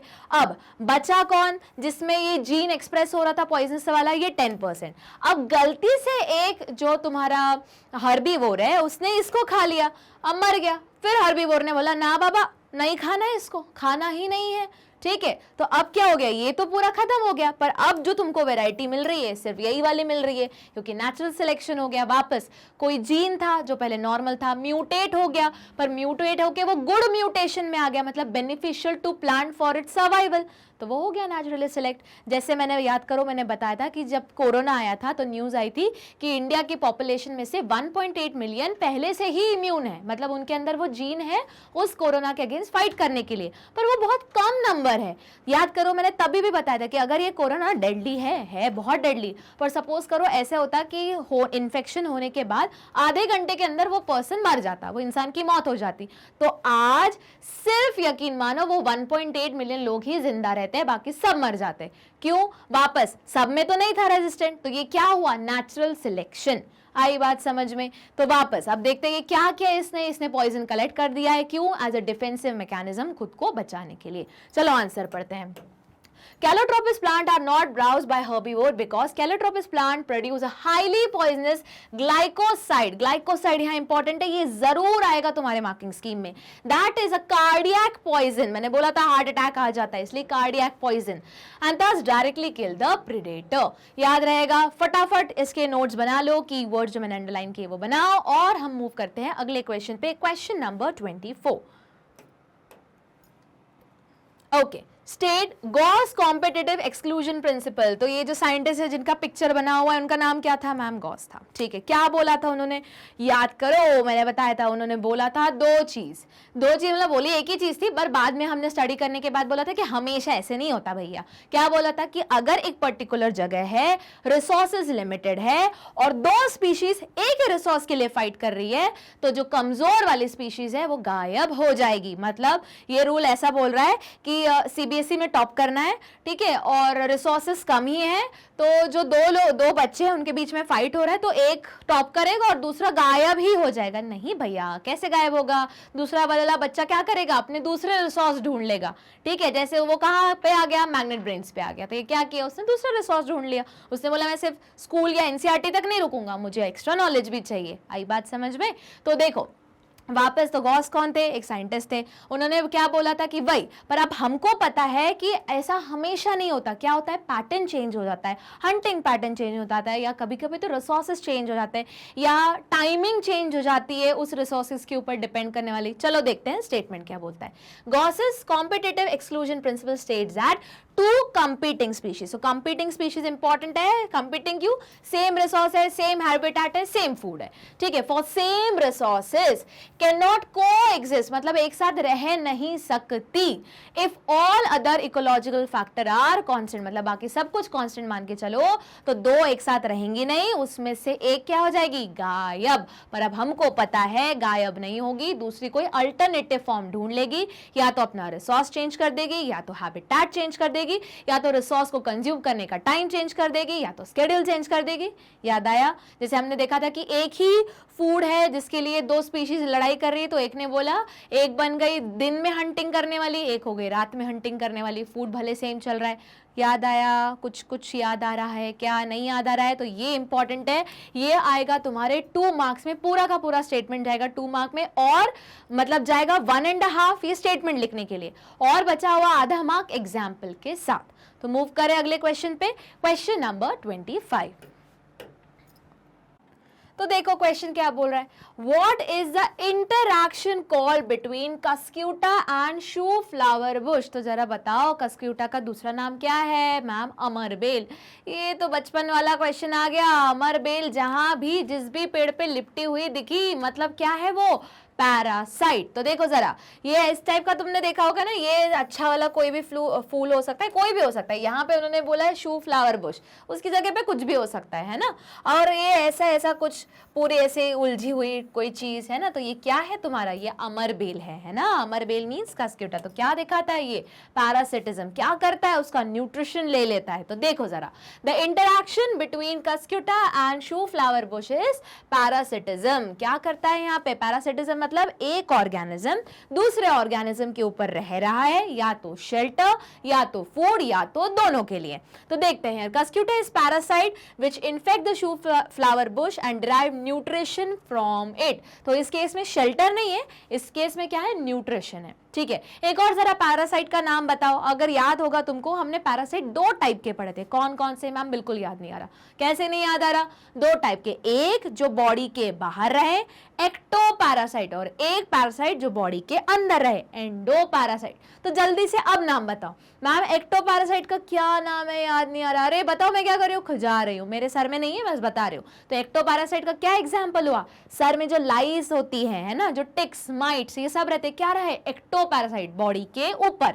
ठीक है, और वही अंदर, और खाओ गंदे हाथ वाले पानी पूरी तो क्या चला जाएगा उससे, एंटमीबा हिस्टोलिटिका, गया कहाँ गया, अंदर गया, या फिर वो वर्म्स चली जाएंगी, कौन सी है, स्केरियासिस है ना, अंदर जाके बस जाएंगी, तुमको भूख लगती रहेगी, तुम खाते रहोगे, पेट दुखता रहेगा, फीवर होता रहेगा, लूज मोशन अलग चलेगा, वॉमिटिंग जैसे भी होगा, वीकनेस हो जाएगा बहुत ज्यादा, स्टूल में क्या पास होगा, म्यूकस भी पास होगा, एक्सट्रीम केस में ब्लड भी आने लगेगा। तो ये किसका सिंबल है कि कोई तो अंदर है। ठीक है, तो 2 टाइप के पैरासाइट होते हैं, याद करो, एक्टोपैरासाइट, एंडोपैरासाइट। ये क्या है, एक्टोपैरासाइट, बाहर है, किस चीज के लिए रह रहा है, न्यूट्रिशन के लिए। मूव करें अगले क्वेश्चन पे, question number 26। What is an interaction called when orchid grows on a mango plant. वापस ये भी हमने पढ़ा था, तो ऑर्किड क्यों ग्रो कर रहा है, न्यूट्रिशन के लिए नहीं मैम, शेल्टर के लिए नहीं मैम। अब इससे मैंगो को कोई फायदा है क्या, कोई फायदा नहीं है मैम, मैंगो अपनी जगह पे, ऑर्किड इसलिए उसके ऊपर चढ़ा है क्योंकि क्या मिल सके, थोड़ी धूप मिल सके ना, जादू बनने का था उसको, तो थोड़ी धूप मिल जाए, तो इसलिए एक ऐसा रिलेशनशिप जहां पे एक ऑर्गेनिज्म को कोई फर्क ही नहीं पड़ रहा, दूसरे ऑर्गेनिज्म को फायदा हो रहा है, तो इसको क्या बोलते हैं, चलो देखते हैं। An orchid growing on a branch of mango tree is an epiphyte. क्यों एपीफाइट, क्योंकि वो दूसरे के ऊपर रह रहा है मतलब ग्रो कर रहा है, उससे न्यूट्रिशन नहीं ले रहा है, सिर्फ शेल्टर के लिए रह रहा है। Epiphyte a plant growing on other plant which however do not derive. समझो बात को, अगर यहाँ लिखा रहता है डू डिराइव मतलब वो बन जाता पैरासाइट, पर यहाँ पे उसका कोई मोटो ही नहीं है, उसका सिर्फ मोटो है धूप मिल जाए, इसलिए वो उसके ऊपर चढ़ रहा है, पर उससे उस मैंगो ट्री को कोई फर्क ही नहीं पड़ रहा है। ठीक है, do not derive nutrition from them, hence the relationship between a mango tree and orchid is known as commensalism. ऐसा relationship in which there are 2 organism, one organism is beneficiated या beneficial situation and the second को कोई फर्क नहीं पड़ा, means unaffected. तुम्हारी book में इसको कैसे लिखा गया है, प्लस और जीरो, जीरो मतलब अनअफेक्टेड, इस केस में कौन है, मैंगो ट्री, और प्लस मतलब क्या, फायदा किसको हो रहा है, ऑर्किड को। इसी का दूसरा तुमने पढ़ा था एमेंसिलिज्म, याद करो, तुम्हारी बुक में माइनस और जीरो लिखा हुआ था, तो जीरो मतलब जिसमें कुछ वापस फर्क ही नहीं पड़ रहा, माइनस मतलब जो जिसमें क्या हो रहा है, एक ऑर्गेनिज्म को नुकसान हो रहा है। तो जल्दी बताओ इसका एग्जांपल क्या पढ़ा था, नहीं याद आ रहा, मैंने बताया था, तुम्हारी बुक में नहीं दिया हुआ है पर लिख के आ सकते हो। जो पेनिसिलिन का डिस्कवरी हुई थी, तो पेनिसिलियम नोटेटम ग्रो हो रहा था, उससे क्या निकल रहा था, एक केमिकल निकल रहा था जिसका नाम क्या था, पेनिसिलिन। वो क्या था, एक एंटीबायोटिक। अब फंगस को कुछ फर्क पड़ रहा था, नहीं, वो तो बोल रहा था निकलने दो, मेरा क्या जाता है, निकलने दो, वो तो मेरी रेगुलर प्रोसेस है। पर कोने में बैक्टीरिया बैठा हुआ था, उसने बोला अरे अरे अरे, जिस बाउंड्री पे, जिस कॉलोनी पे ये टच हो रहा है एंटीबायोटिक, मेरी तो क्या हो रही है, डेथ हो रही है। तो इससे फंगस, एक ऑर्गेनिज्म को कोई फर्क नहीं पड़ा, और दूसरा ऑर्गेनिज्म क्या रहा, नुकसान में। तो वो किसका एग्जाम्पल था, ये वाला किसका एग्जाम्पल था, एमेंसिलिज्म का, ठीक है। और ये वाला क्या है, कमेंसिलिज्म। मूव करें अगले क्वेश्चन पे, question number 27। Pollinating species of wasp, बहुत बढ़िया। जैसे वैस्प बोला क्या याद आएगा, और पॉलिनेशन बोला है, मैम ये एक टाइप का रिलेशनशिप है, बिल्कुल सही। किस टाइप का रिलेशनशिप है, मैम ये एक म्यूचुअलिज्म का रिलेशनशिप है, जहां पे दो ऑर्गेनिज्म है और दोनों ऑर्गेनिज्म इंटरडिपेंडेंट हो चुके हैं एक दूसरे के ऊपर, और दोनों पॉजिटिव वे में ही इंटरडिपेंडेंट है। अगर एक को आप हटा दोगे तो दूसरा ऑटोमेटिकली मर जाएगा। बहुत सही। अब बताओ किसके बीच का एग्जाम्पल था, क्लासिक एग्जाम्पल चल रहा है, जहां यहाँ पे पिक्चर दिख रहा है, ये क्या है तुम्हारा, फिग। फिग मतलब क्या, अंजीर। तो अंजीर जो ट्री है तुम्हारा, उसमें क्या आ गए, फूल आ गए। तो फूल आने के लिए उसको कौन सा पॉलिनेटिंग ऑर्गेनिज्म या कौन सा पॉलिनेटिंग एजेंट की जरूरत पड़ती है, वैस्प। ये रही वैस्प। तो वो क्या बोलता है, भैया क्या कर लो, नेक्टर पी लो, पर मेरा पॉलिनेशन करवा दो। और फिग का पॉलिनेशन सिर्फ ये वैस्प करवा सकती है। अब वैस्प ने बोला ठीक है, मैं तुम्हारा पॉलिनेशन भी करा देती हूँ, मैं नेक्टर भी पी लेती हूँ, ढूंढ भी लेती हूँ जगह कि किस जगह अंडे देने। अब एज अ रिवॉर्ड वो ट्री क्या करता है, वो कुछ फ्रूट्स छोड़ देता है कि यहाँ आके तुम अपने अंडे दे जाना, ठीक है। फिर जब वो डेवलप हो जाएंगे तो अंडे भी मैच्योर होके नई न्यू वैस्प में निकल जाएंगे। तो ऐसा रिलेशनशिप जहाँ पे दोनों दो ऑर्गेनिज्म है, कौन है यहाँ पे, फिग, दूसरा कौन है, वैस्प, जो क्या हो चुके हैं, इंटरडिपेंडेंट हो चुके हैं, दोनों बेनिफिशिएटेड है। तुम्हारी बुक में दोनों पॉजिटिव में दिए हुए हैं। तो ये किस टाइप का रिलेशनशिप है, where two organism are interdependent and beneficiated from each other. अगर एक को भी हटा दोगे तो दूसरा क्या हो जाएगा, गायब। सेम ऐसा क्वेश्चन हमने वेरी इंपॉर्टेंट वाली सीरीज में पढ़ा था कि अगर फिग और वैस्प में से देखा गया कि फिग की ट्री को हटा दिया तो वैस्प की भी क्या हुई, पॉपुलेशन ड्रॉप हो गई। याद आया, चलो यही क्या बोलते हैं, इंटरडिपेंडेंसी है ना। तो वही वो पूछ रहे, देखते हैं। Pollinating species of wasp show mutualism, हमने तो खुद ही बोल दिया म्यूचुअलिज्म है, विद स्पेसिफिक फिग प्लांट, ठीक है। Mention the benefit the female wasp derive from the fig tree from such an interaction. लो भैया क्या मिल रहा है, नेक्टर मिल रहा है, शेल्टर मिल रहा है, एग ले करने के लिए जगह मिल रही है, वही आंसर है। The wasp use the ovary of the ovi position, it is also use to use the developing seed of fruit for nourishing its larvae. याद रहेगा, मतलब पहले तो नेक्टर लिया, ठीक है, उसके बाद जगह ढूंढी। जगह किस चीज के लिए ढूंढी, एग ले करने के लिए, वही लिखा है उन्होंने, ठीक है। एग कहाँ ले हो रहा है, उसका जो ओवरी का ओवी पोजीशन है वहां पे हो रहा है, और साथ में एग तो ले हो गए। अब मैंने बोला था थोड़ी देर पहले कि एज अ रिवॉर्ड वो प्लांट क्या करता है, कुछ फ्रूट्स छोड़ देता है वैस्प के लिए कि ये आ लो, यहीं पे अंडे दे दो, और जब अंडे से लार्वे छोटे छोटे निकलेंगे वो उसी फ्रूट को खा लेंगे एज अ न्यूट्रिशन। तो क्या लिखा है, लार्वे को क्या देता है, नरिशमेंट, कौन, फ्रूट देता है। इजी है, याद रहेगा। देखो हमेशा सीधा सीधा पूछते हैं, इस बार उन्होंने उल्टा पूछ लिया कि वो टेस्ट करना चाहते हैं कि तुमको पता भी है कि म्यूचुअलिज्म में होता क्या है। मूव करें अगले क्वेश्चन पे। तो अगर इस टाइप का क्वेश्चन आ गया तो ये थोड़ा ट्रिकी टाइप का जाएगा, पर ज्यादा इसकी वापस मार्किंग वैल्यू नहीं है, 1 मार्क तक का जाएगा। मतलब जैसे मैंने बोला 1 मार्क, मतलब समझ में आ गया, सेक्शन ए में 1 मार्क के साथ जाएगा और उसके साथ कोई दूसरा क्वेश्चन अटैच रहेगा। अगर ये चैप्टर का केस स्टडी बेस्ड क्वेश्चन बना है तो ये फिर आधा मार्क या 1 मार्क में जाएगा, और सेक्शन बी में जाने के चांसेस थोड़े कम है। पर हाँ, अगर इसी चैप्टर के बड़े बड़े टॉपिक्स ले लिए और मर्ज करके किया तो उसमें से कोई एक पार्ट, सब पार्ट ये रहेगा। मूव करें अगले क्वेश्चन पे, question number 28। Why are cattle and goat not seen browsing on calotropis growing in the field? वही चीज आ गई, अभी तो बोला उसने क्या जमा किया है, पॉइजन। कैसा पॉइजन जमा किया है? जो कार्डियक है नेचर में, मतलब कार्डियक पॉइजन है। हार्ट अटैक आ सकता है, हमने पढ़ा था क्या हो जाता है, पहले तो वॉमिटिंग, नोजिया, डायरिया, फिर हार्ट अटैक, फिर कोमा, फिर अल्टीमेटली डेथ। तो पता है हमको, ये नहीं, हमको नहीं, मतलब हम तो खाते ही नहीं है। कैटल्स और गोट्स को पता है कि ये नहीं खाना, ये पॉइजनस है, क्योंकि इस प्लांट ने क्या कर रखा है, एक डिफेंसिव मैकेनिज्म बना रखी है। याद आया? चलो देखते हैं। Calotropis plant produce poisonous cardiac. अब इसमें मैंने तब भी बोला था क्या इंपॉर्टेंट है, ग्लाइकोसाइडेज या ग्लाइकोसाइड। ये जो गोला लगा है वो वर्ड की वैल्यू है। तो तुम्हारी मार्किंग स्कीम में पॉइजनस कार्डियक ग्लाइकोसाइड लिखा रहेगा, ये हुआ तुम्हारा कीवर्ड। अगर तुमने बाकी सारी बकवास लिख दी पर ये वर्ड नहीं लिखा तो बॉस मार्क्स नहीं मिलेंगे।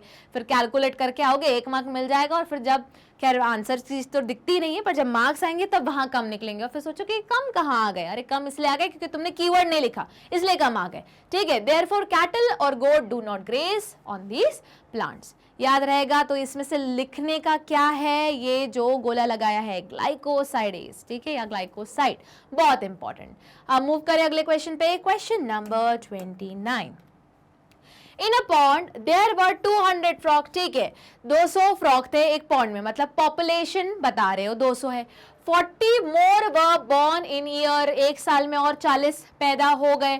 अब बताओ, वो बता रहे, पॉपुलेशन बता रहे कि एक साल में कितने पैदा हुए, तो बट ऑब्वियस वो क्या पूछेंगे, बर्थ रेट। तो जल्दी बताओ, जैसे हमने डेथ रेट पढ़ा था जो क्वेश्चन नंबर 7 या 9 था, तो death rate is equal to क्या होता है, number of death in a particular time divided by total population. तो बर्थ रेट क्या रहेगा, उसका उल्टा, number of birth in a particular time divided by total population. तो यहाँ टोटल पॉपुलेशन कितनी है, 200, तो क्या गया, वो डिनोमिनेटर में गया। और कितने लोग पैदा हुए, 40, तो गया ऊपर, बस कैंसल हुआ। तो कितना आया तुम्हारा टोटल, 0.2 पर ईयर। ये क्या रहा तुम्हारा, बर्थ रेट। याद रहेगा। मूव करें अगले क्वेश्चन पे वापस। ये डायरेक्ट नहीं आएंगे, इस टाइप के क्वेश्चन या तो कोई ग्राफ दे देंगे, ठीक है, केस स्टडी बेस में जाएंगे ये सारे कैलकुलेशन वाले। मतलब ग्राफ दिया रहेगा, उसका कोई एक सब पार्ट में रहेगा लिखा हुआ कि इतना टोटल पॉपुलेशन है, इतना बर्थ रेट, तो पूरा कैलकुलेट करके बताओ। या फिर अगर इस क्वेश्चन को देना है तो तुम्हारी बुक में एक डायग्राम है, कुछ इस तरीके से दिया हुआ है, पॉपुलेशन डेंसिटी। याद आया, मैंने इंपॉर्टेंट भी मार्क करवाया था, और उसमें ऐसे 4 एरो बने हुए हैं, याद करो। उसमें से एक निकल गए एग्जिट, तो ये है डेथ रेट, एक आ रहा है तो बर्थ रेट, ये वाला एरो ऐसा रहेगा। तो यहाँ पे दिया हुआ है इमिग्रेशन और यहाँ दिया हुआ है एमिग्रेशन। कुछ याद आ रहा है क्या, दिख गया, मिल गया तुम्हारी बुक में, स्टार मार्क करो। तो अगर ये वाला क्वेश्चन उनको पूछना है तो केस स्टडी बेस्ड में ये वाला जो तुम्हारा डायग्राम दिया हुआ है बुक में, ये वाला जरूर आएगा। यहाँ प्लस लगा है, यहाँ प्लस लिखा है इमिग्रेशन में, और यहाँ माइनस, यहाँ माइनस। तो 2 एडिटिव प्रॉपर्टी, 2 सब्ट्रैक्टिव प्रॉपर्टी। तो वो क्या करेंगे, केस स्टडी बेस में यही वाला ग्राफ नहीं, ये वाला डायग्राम देंगे, उसमें से इन दोनों का गायब कर देंगे, ए और बी। वो बोलेंगे पहले पार्ट में ए बताओ, दूसरे पार्ट में जो ए निकला है in the above diagram given above, calculate the A when this is there. तो वो ए नहीं बताएंगे कि कैलकुलेट क्या करना है, तो तुमको पता होना चाहिए कि ए क्या कैलकुलेट करना है। तुमको और कंफ्यूज करने के लिए वो ए बी सी भी कर देंगे, ठीक है, मतलब ये सारा नहीं देंगे, डेथ रेट नहीं देंगे, बर्थ रेट नहीं देंगे। तो क्या करेंगे, वो ये पिक्चर दे देंगे, ये सारे जो लेबलिंग्स है ABCD करके दे देंगे, फिर वो पूरी कहानी बताएंगे, उसमें ऐसा होता है वैसा होता है। फिर उसका एक पार्ट रहेगा कि बताओ ए क्या है, बी क्या है, सी क्या है। अब तुम्हें अगर ABC पता होगा तो उसका अगला पॉइंट, अगला क्वेश्चन रहेगा कि in a pond there were 200 frog, 40 more were born, calculate the a which you have solved in the above picture. तो तुम्हें ए पता होना चाहिए कि वो बर्थ रेट पूछ रहे हैं। आई बात समझ में। मूव करें अगले क्वेश्चन पे, question number 30। Why do predator avoid eating monarch butterfly? वही सेम कहानी, अगर कोई भी प्रेडेटर किसी भी चीज को नहीं खाना चाहता, मतलब या तो उसमें पॉइजन है या तो उसने कोई ऐसी मिमिक्री की है। मिमिक्री मैम, मिमिक्री, हाँ मिमिक्री, मतलब उसने अपने अंदर ऐसे कोई फीचर्स वापस इवोल्यूशन के साथ डेवलप हो गए हैं, इनकेस हो गए हैं कि वो किसी ऐसी चीज की मिमिक्री कर रहा है कि जो खुद क्या हो, पॉइजनस हो। नहीं आ रहा मैम समझ में? अच्छा एक एग्जांपल बताती हूँ। दो टाइप का स्नेक होता है, ठीक है। एक होते हैं सी स्नेक, जो जनरली समुद्र के सारे स्नेक पॉइजनस ही होते हैं, और एक जो लैंड पे है उसमें से सिर्फ 10% स्नेक पॉइजनस होते हैं। 10% भी बहुत ज्यादा बोल रही हूँ, ठीक है। Majority snake non poisonous category में आते हैं। अब हमको हर सांप से डर लगता है क्योंकि वो दिखता है अजीब, वो एक ऐसे ऐसे करके चलता है, आधा तो जान में ही निकल जाती है हमारी। अब जैसे कुछ स्नेक्स है, उन्होंने ये टेंडेंसी ऑब्जर्व कर करके बिहेवियर में ले आए कि जितने भी पॉइजन स्नेक है, मोर स्पेसिफिकली जो कोबरा है, तो वो डसने के पहले, स्नेक बाइट करने के पहले खुद के डिफेंसिव मैकेनिज्म में क्या करता है, फन उठाता है ना, ऐसे ऐसे करता रहेगा। तो इसी का कॉपी कुछ और स्नेक्स ने किया है। उन्होंने बोला हम नॉन पॉइजनस है, ये हमको पता है, सामने वाले को तो पता नहीं, तो एक काम करते उसकी अपन कॉपी करते हैं। तो हम भी क्या करेंगे, फन उठाएंगे और यूं यूं करेंगे, तो सामने वाले को लगेगा अरे ऐसा तो नहीं, ये भी पॉइजनस है, तो अपन दूर हो जाएंगे। तो उस तरीके से उन्होंने क्या किया, खुद का बचाव कर लिया, मतलब खुद को प्रोटेक्ट कर लिया। सेम टेक्निक, तो इसी को जो ये मैं बोल रही हूँ ना कि है खुद पॉइजनस नहीं है पर किसी ऐसे की कॉपी कर रहे हैं जो खुद क्या है, पॉइजनस। तो इसी को क्या बोलते हो, मिमिक्री। मतलब बेसिकली एक्चुअली मिमिक्री बोलते हैं। जैसे सपोज करो चीटिंग कोई और कर रहा है, ठीक है, नहीं ये सही एग्जाम्पल नहीं है। अच्छा ऐसे करते हैं, जैसे टीचर तुमको पकड़ रही है, तुम पढ़ाई नहीं कर रहे थे पर तुम शो कर रहे हो बुक लेके कि मैं बहुत पढ़ रहा हूं, तो तुम दिखाना क्या चाह रहे हो कि मैं उसकी तरह पढ़ रहा हूं, पर पढ़ रहे हो क्या ये तुमको पता है, तुम नहीं पढ़ रहे, तुम तो पबजी के बारे में सोच रहे हो, है ना, कि क्यों बंद हो गया, भगवान कितना बढ़िया गेम था, ठीक है। पर तुम क्या कर रहे हो, मिमिक्री कर रहे हो, दिखा रहे हो वो स्टूडेंट की तरह पढ़ के मैं पढ़ रहा हूँ मैम, ठीक है। पर अब ये मैम को नहीं पता कि तुम अंदर बैठ के अंदर मतलब मन से तो पबजी के बारे में सोच रहे हो, तुम क्या कर रहे हो, मिमिक्री कर रहे हो। तो मैम को लगेगा नहीं नहीं इसको डांटना नहीं चाहिए, ये भी उसी स्टूडेंट की तरह क्या कर रहा है, पढ़ाई कर रहा है, एकदम शिद्दत से पढ़ाई कर रहा है, तो हो सकता है तुम्हारे साइड वाले को डांट पिट जाए ना, तुम बच जाओगे। तो सेम टेक्निक किसने अडॉप्ट की है, कुछ एनिमल्स ने अडॉप्ट की है, जिसमें से मैंने तुम्हें एक एग्जांपल बताया स्नेक का कि नॉन पॉइजनस से स्नेक जिनमें जहर नहीं होता वो भी बहुत बार पॉइजनस से स्नेक्स की तरह क्या करते हैं, मिमिक्री करते हैं। वैसे ही फन उठाएंगे, वैसे ही सिस करेंगे, हाँ वैसे ही मूवमेंट शो करेंगे, उनको लगेगा क्या पता सामने वाले को नहीं पता मेरे में जहर नहीं, पर मैं तो शो तो पूरा कर लूं, ठीक है। सिमिलरली यही पैटर्न किसने ऑब्टेन किया है, मोनार्क बटरफ्लाई ने। अब उसकी तरह ये इसने कॉपी किया है किसी और का जिसमें पॉइजन था, पर ये अब जो प्रेडेटर है उसको थोड़ी ना पता कि इसमें पॉइजन नहीं है, ठीक है, वो उसकी तरह कॉपी हो रहा है, मिमिक्री हो रही है, ठीक है। चलो आंसर देखते हैं। तो क्या हुआ, how does the butterfly develop this protective feature.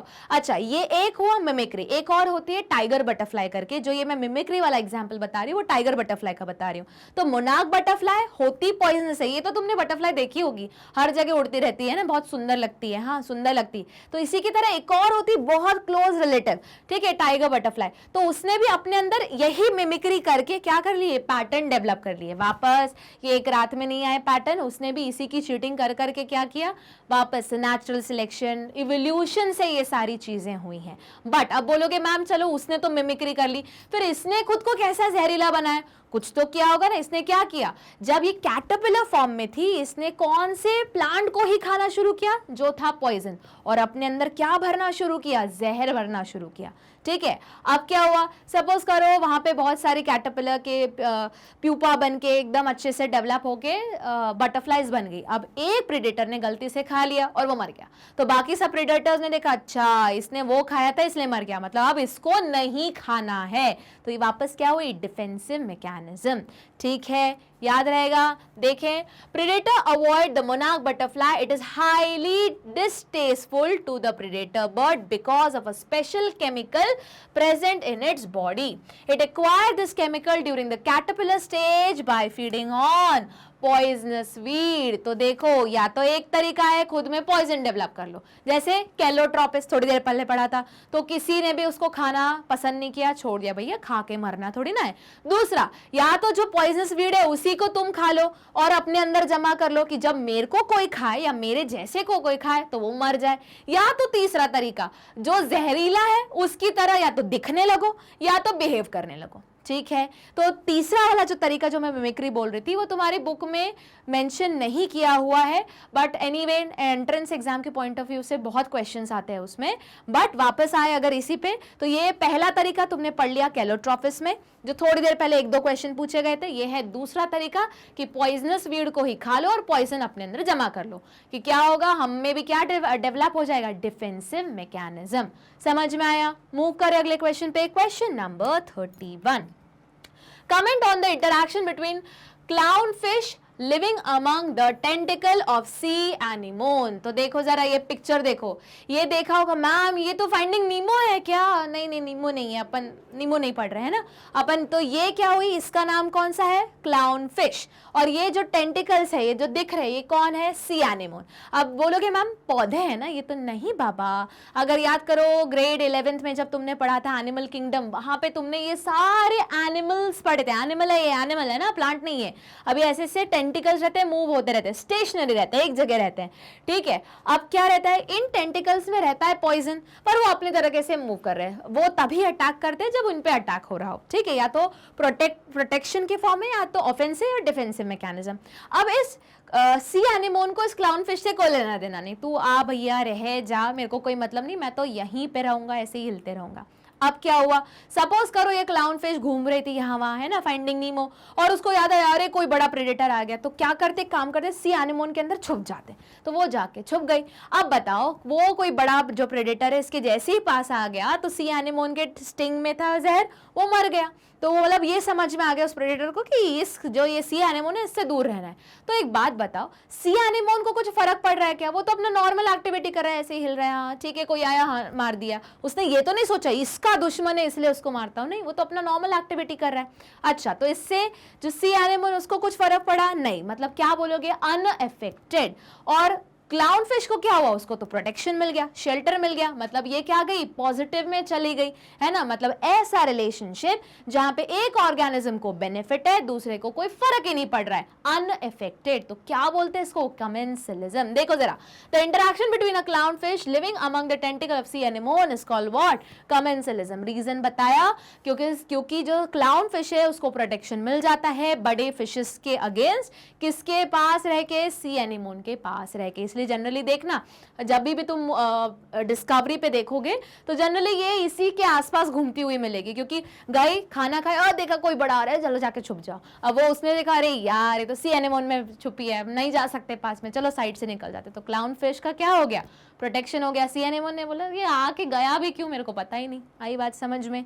Move करे तो यहाँ पे 31 क्वेश्चन के साथ होते हैं तुम्हारे very short answer type question खत्म, जिसको जो कहाँ पे आ सकते हैं, सेक्शन ए में या फिर सेक्शन सी के स्टडी बेस में, हाफ 1 मार्क तक के, ठीक है। तो जो भी कुछ बच गया हो वापस ये चैप्टर रिवाइज करना है। मैम भूल गए, नहीं याद आ रहा, तो क्या करोगे, गूगल पे जाओगे, www.magnetbrains.com टाइप करोगे, जैसे ही एंटर दबाओगे ये होम पेज आएगा, अपना क्लास ग्रेड सिलेक्ट करोगे, सब्जेक्ट सिलेक्ट करोगे, सब्जेक्ट सिलेक्ट करने के बाद चैप्टर्स तुमको दिखने लगेंगे अलग अलग नीचे टैब के फॉर्म में, वहां सिलेक्ट करोगे और जो भी चीजें तुम्हारी रह गई हैं रिवाइज करना है बस सुनने लगोगे।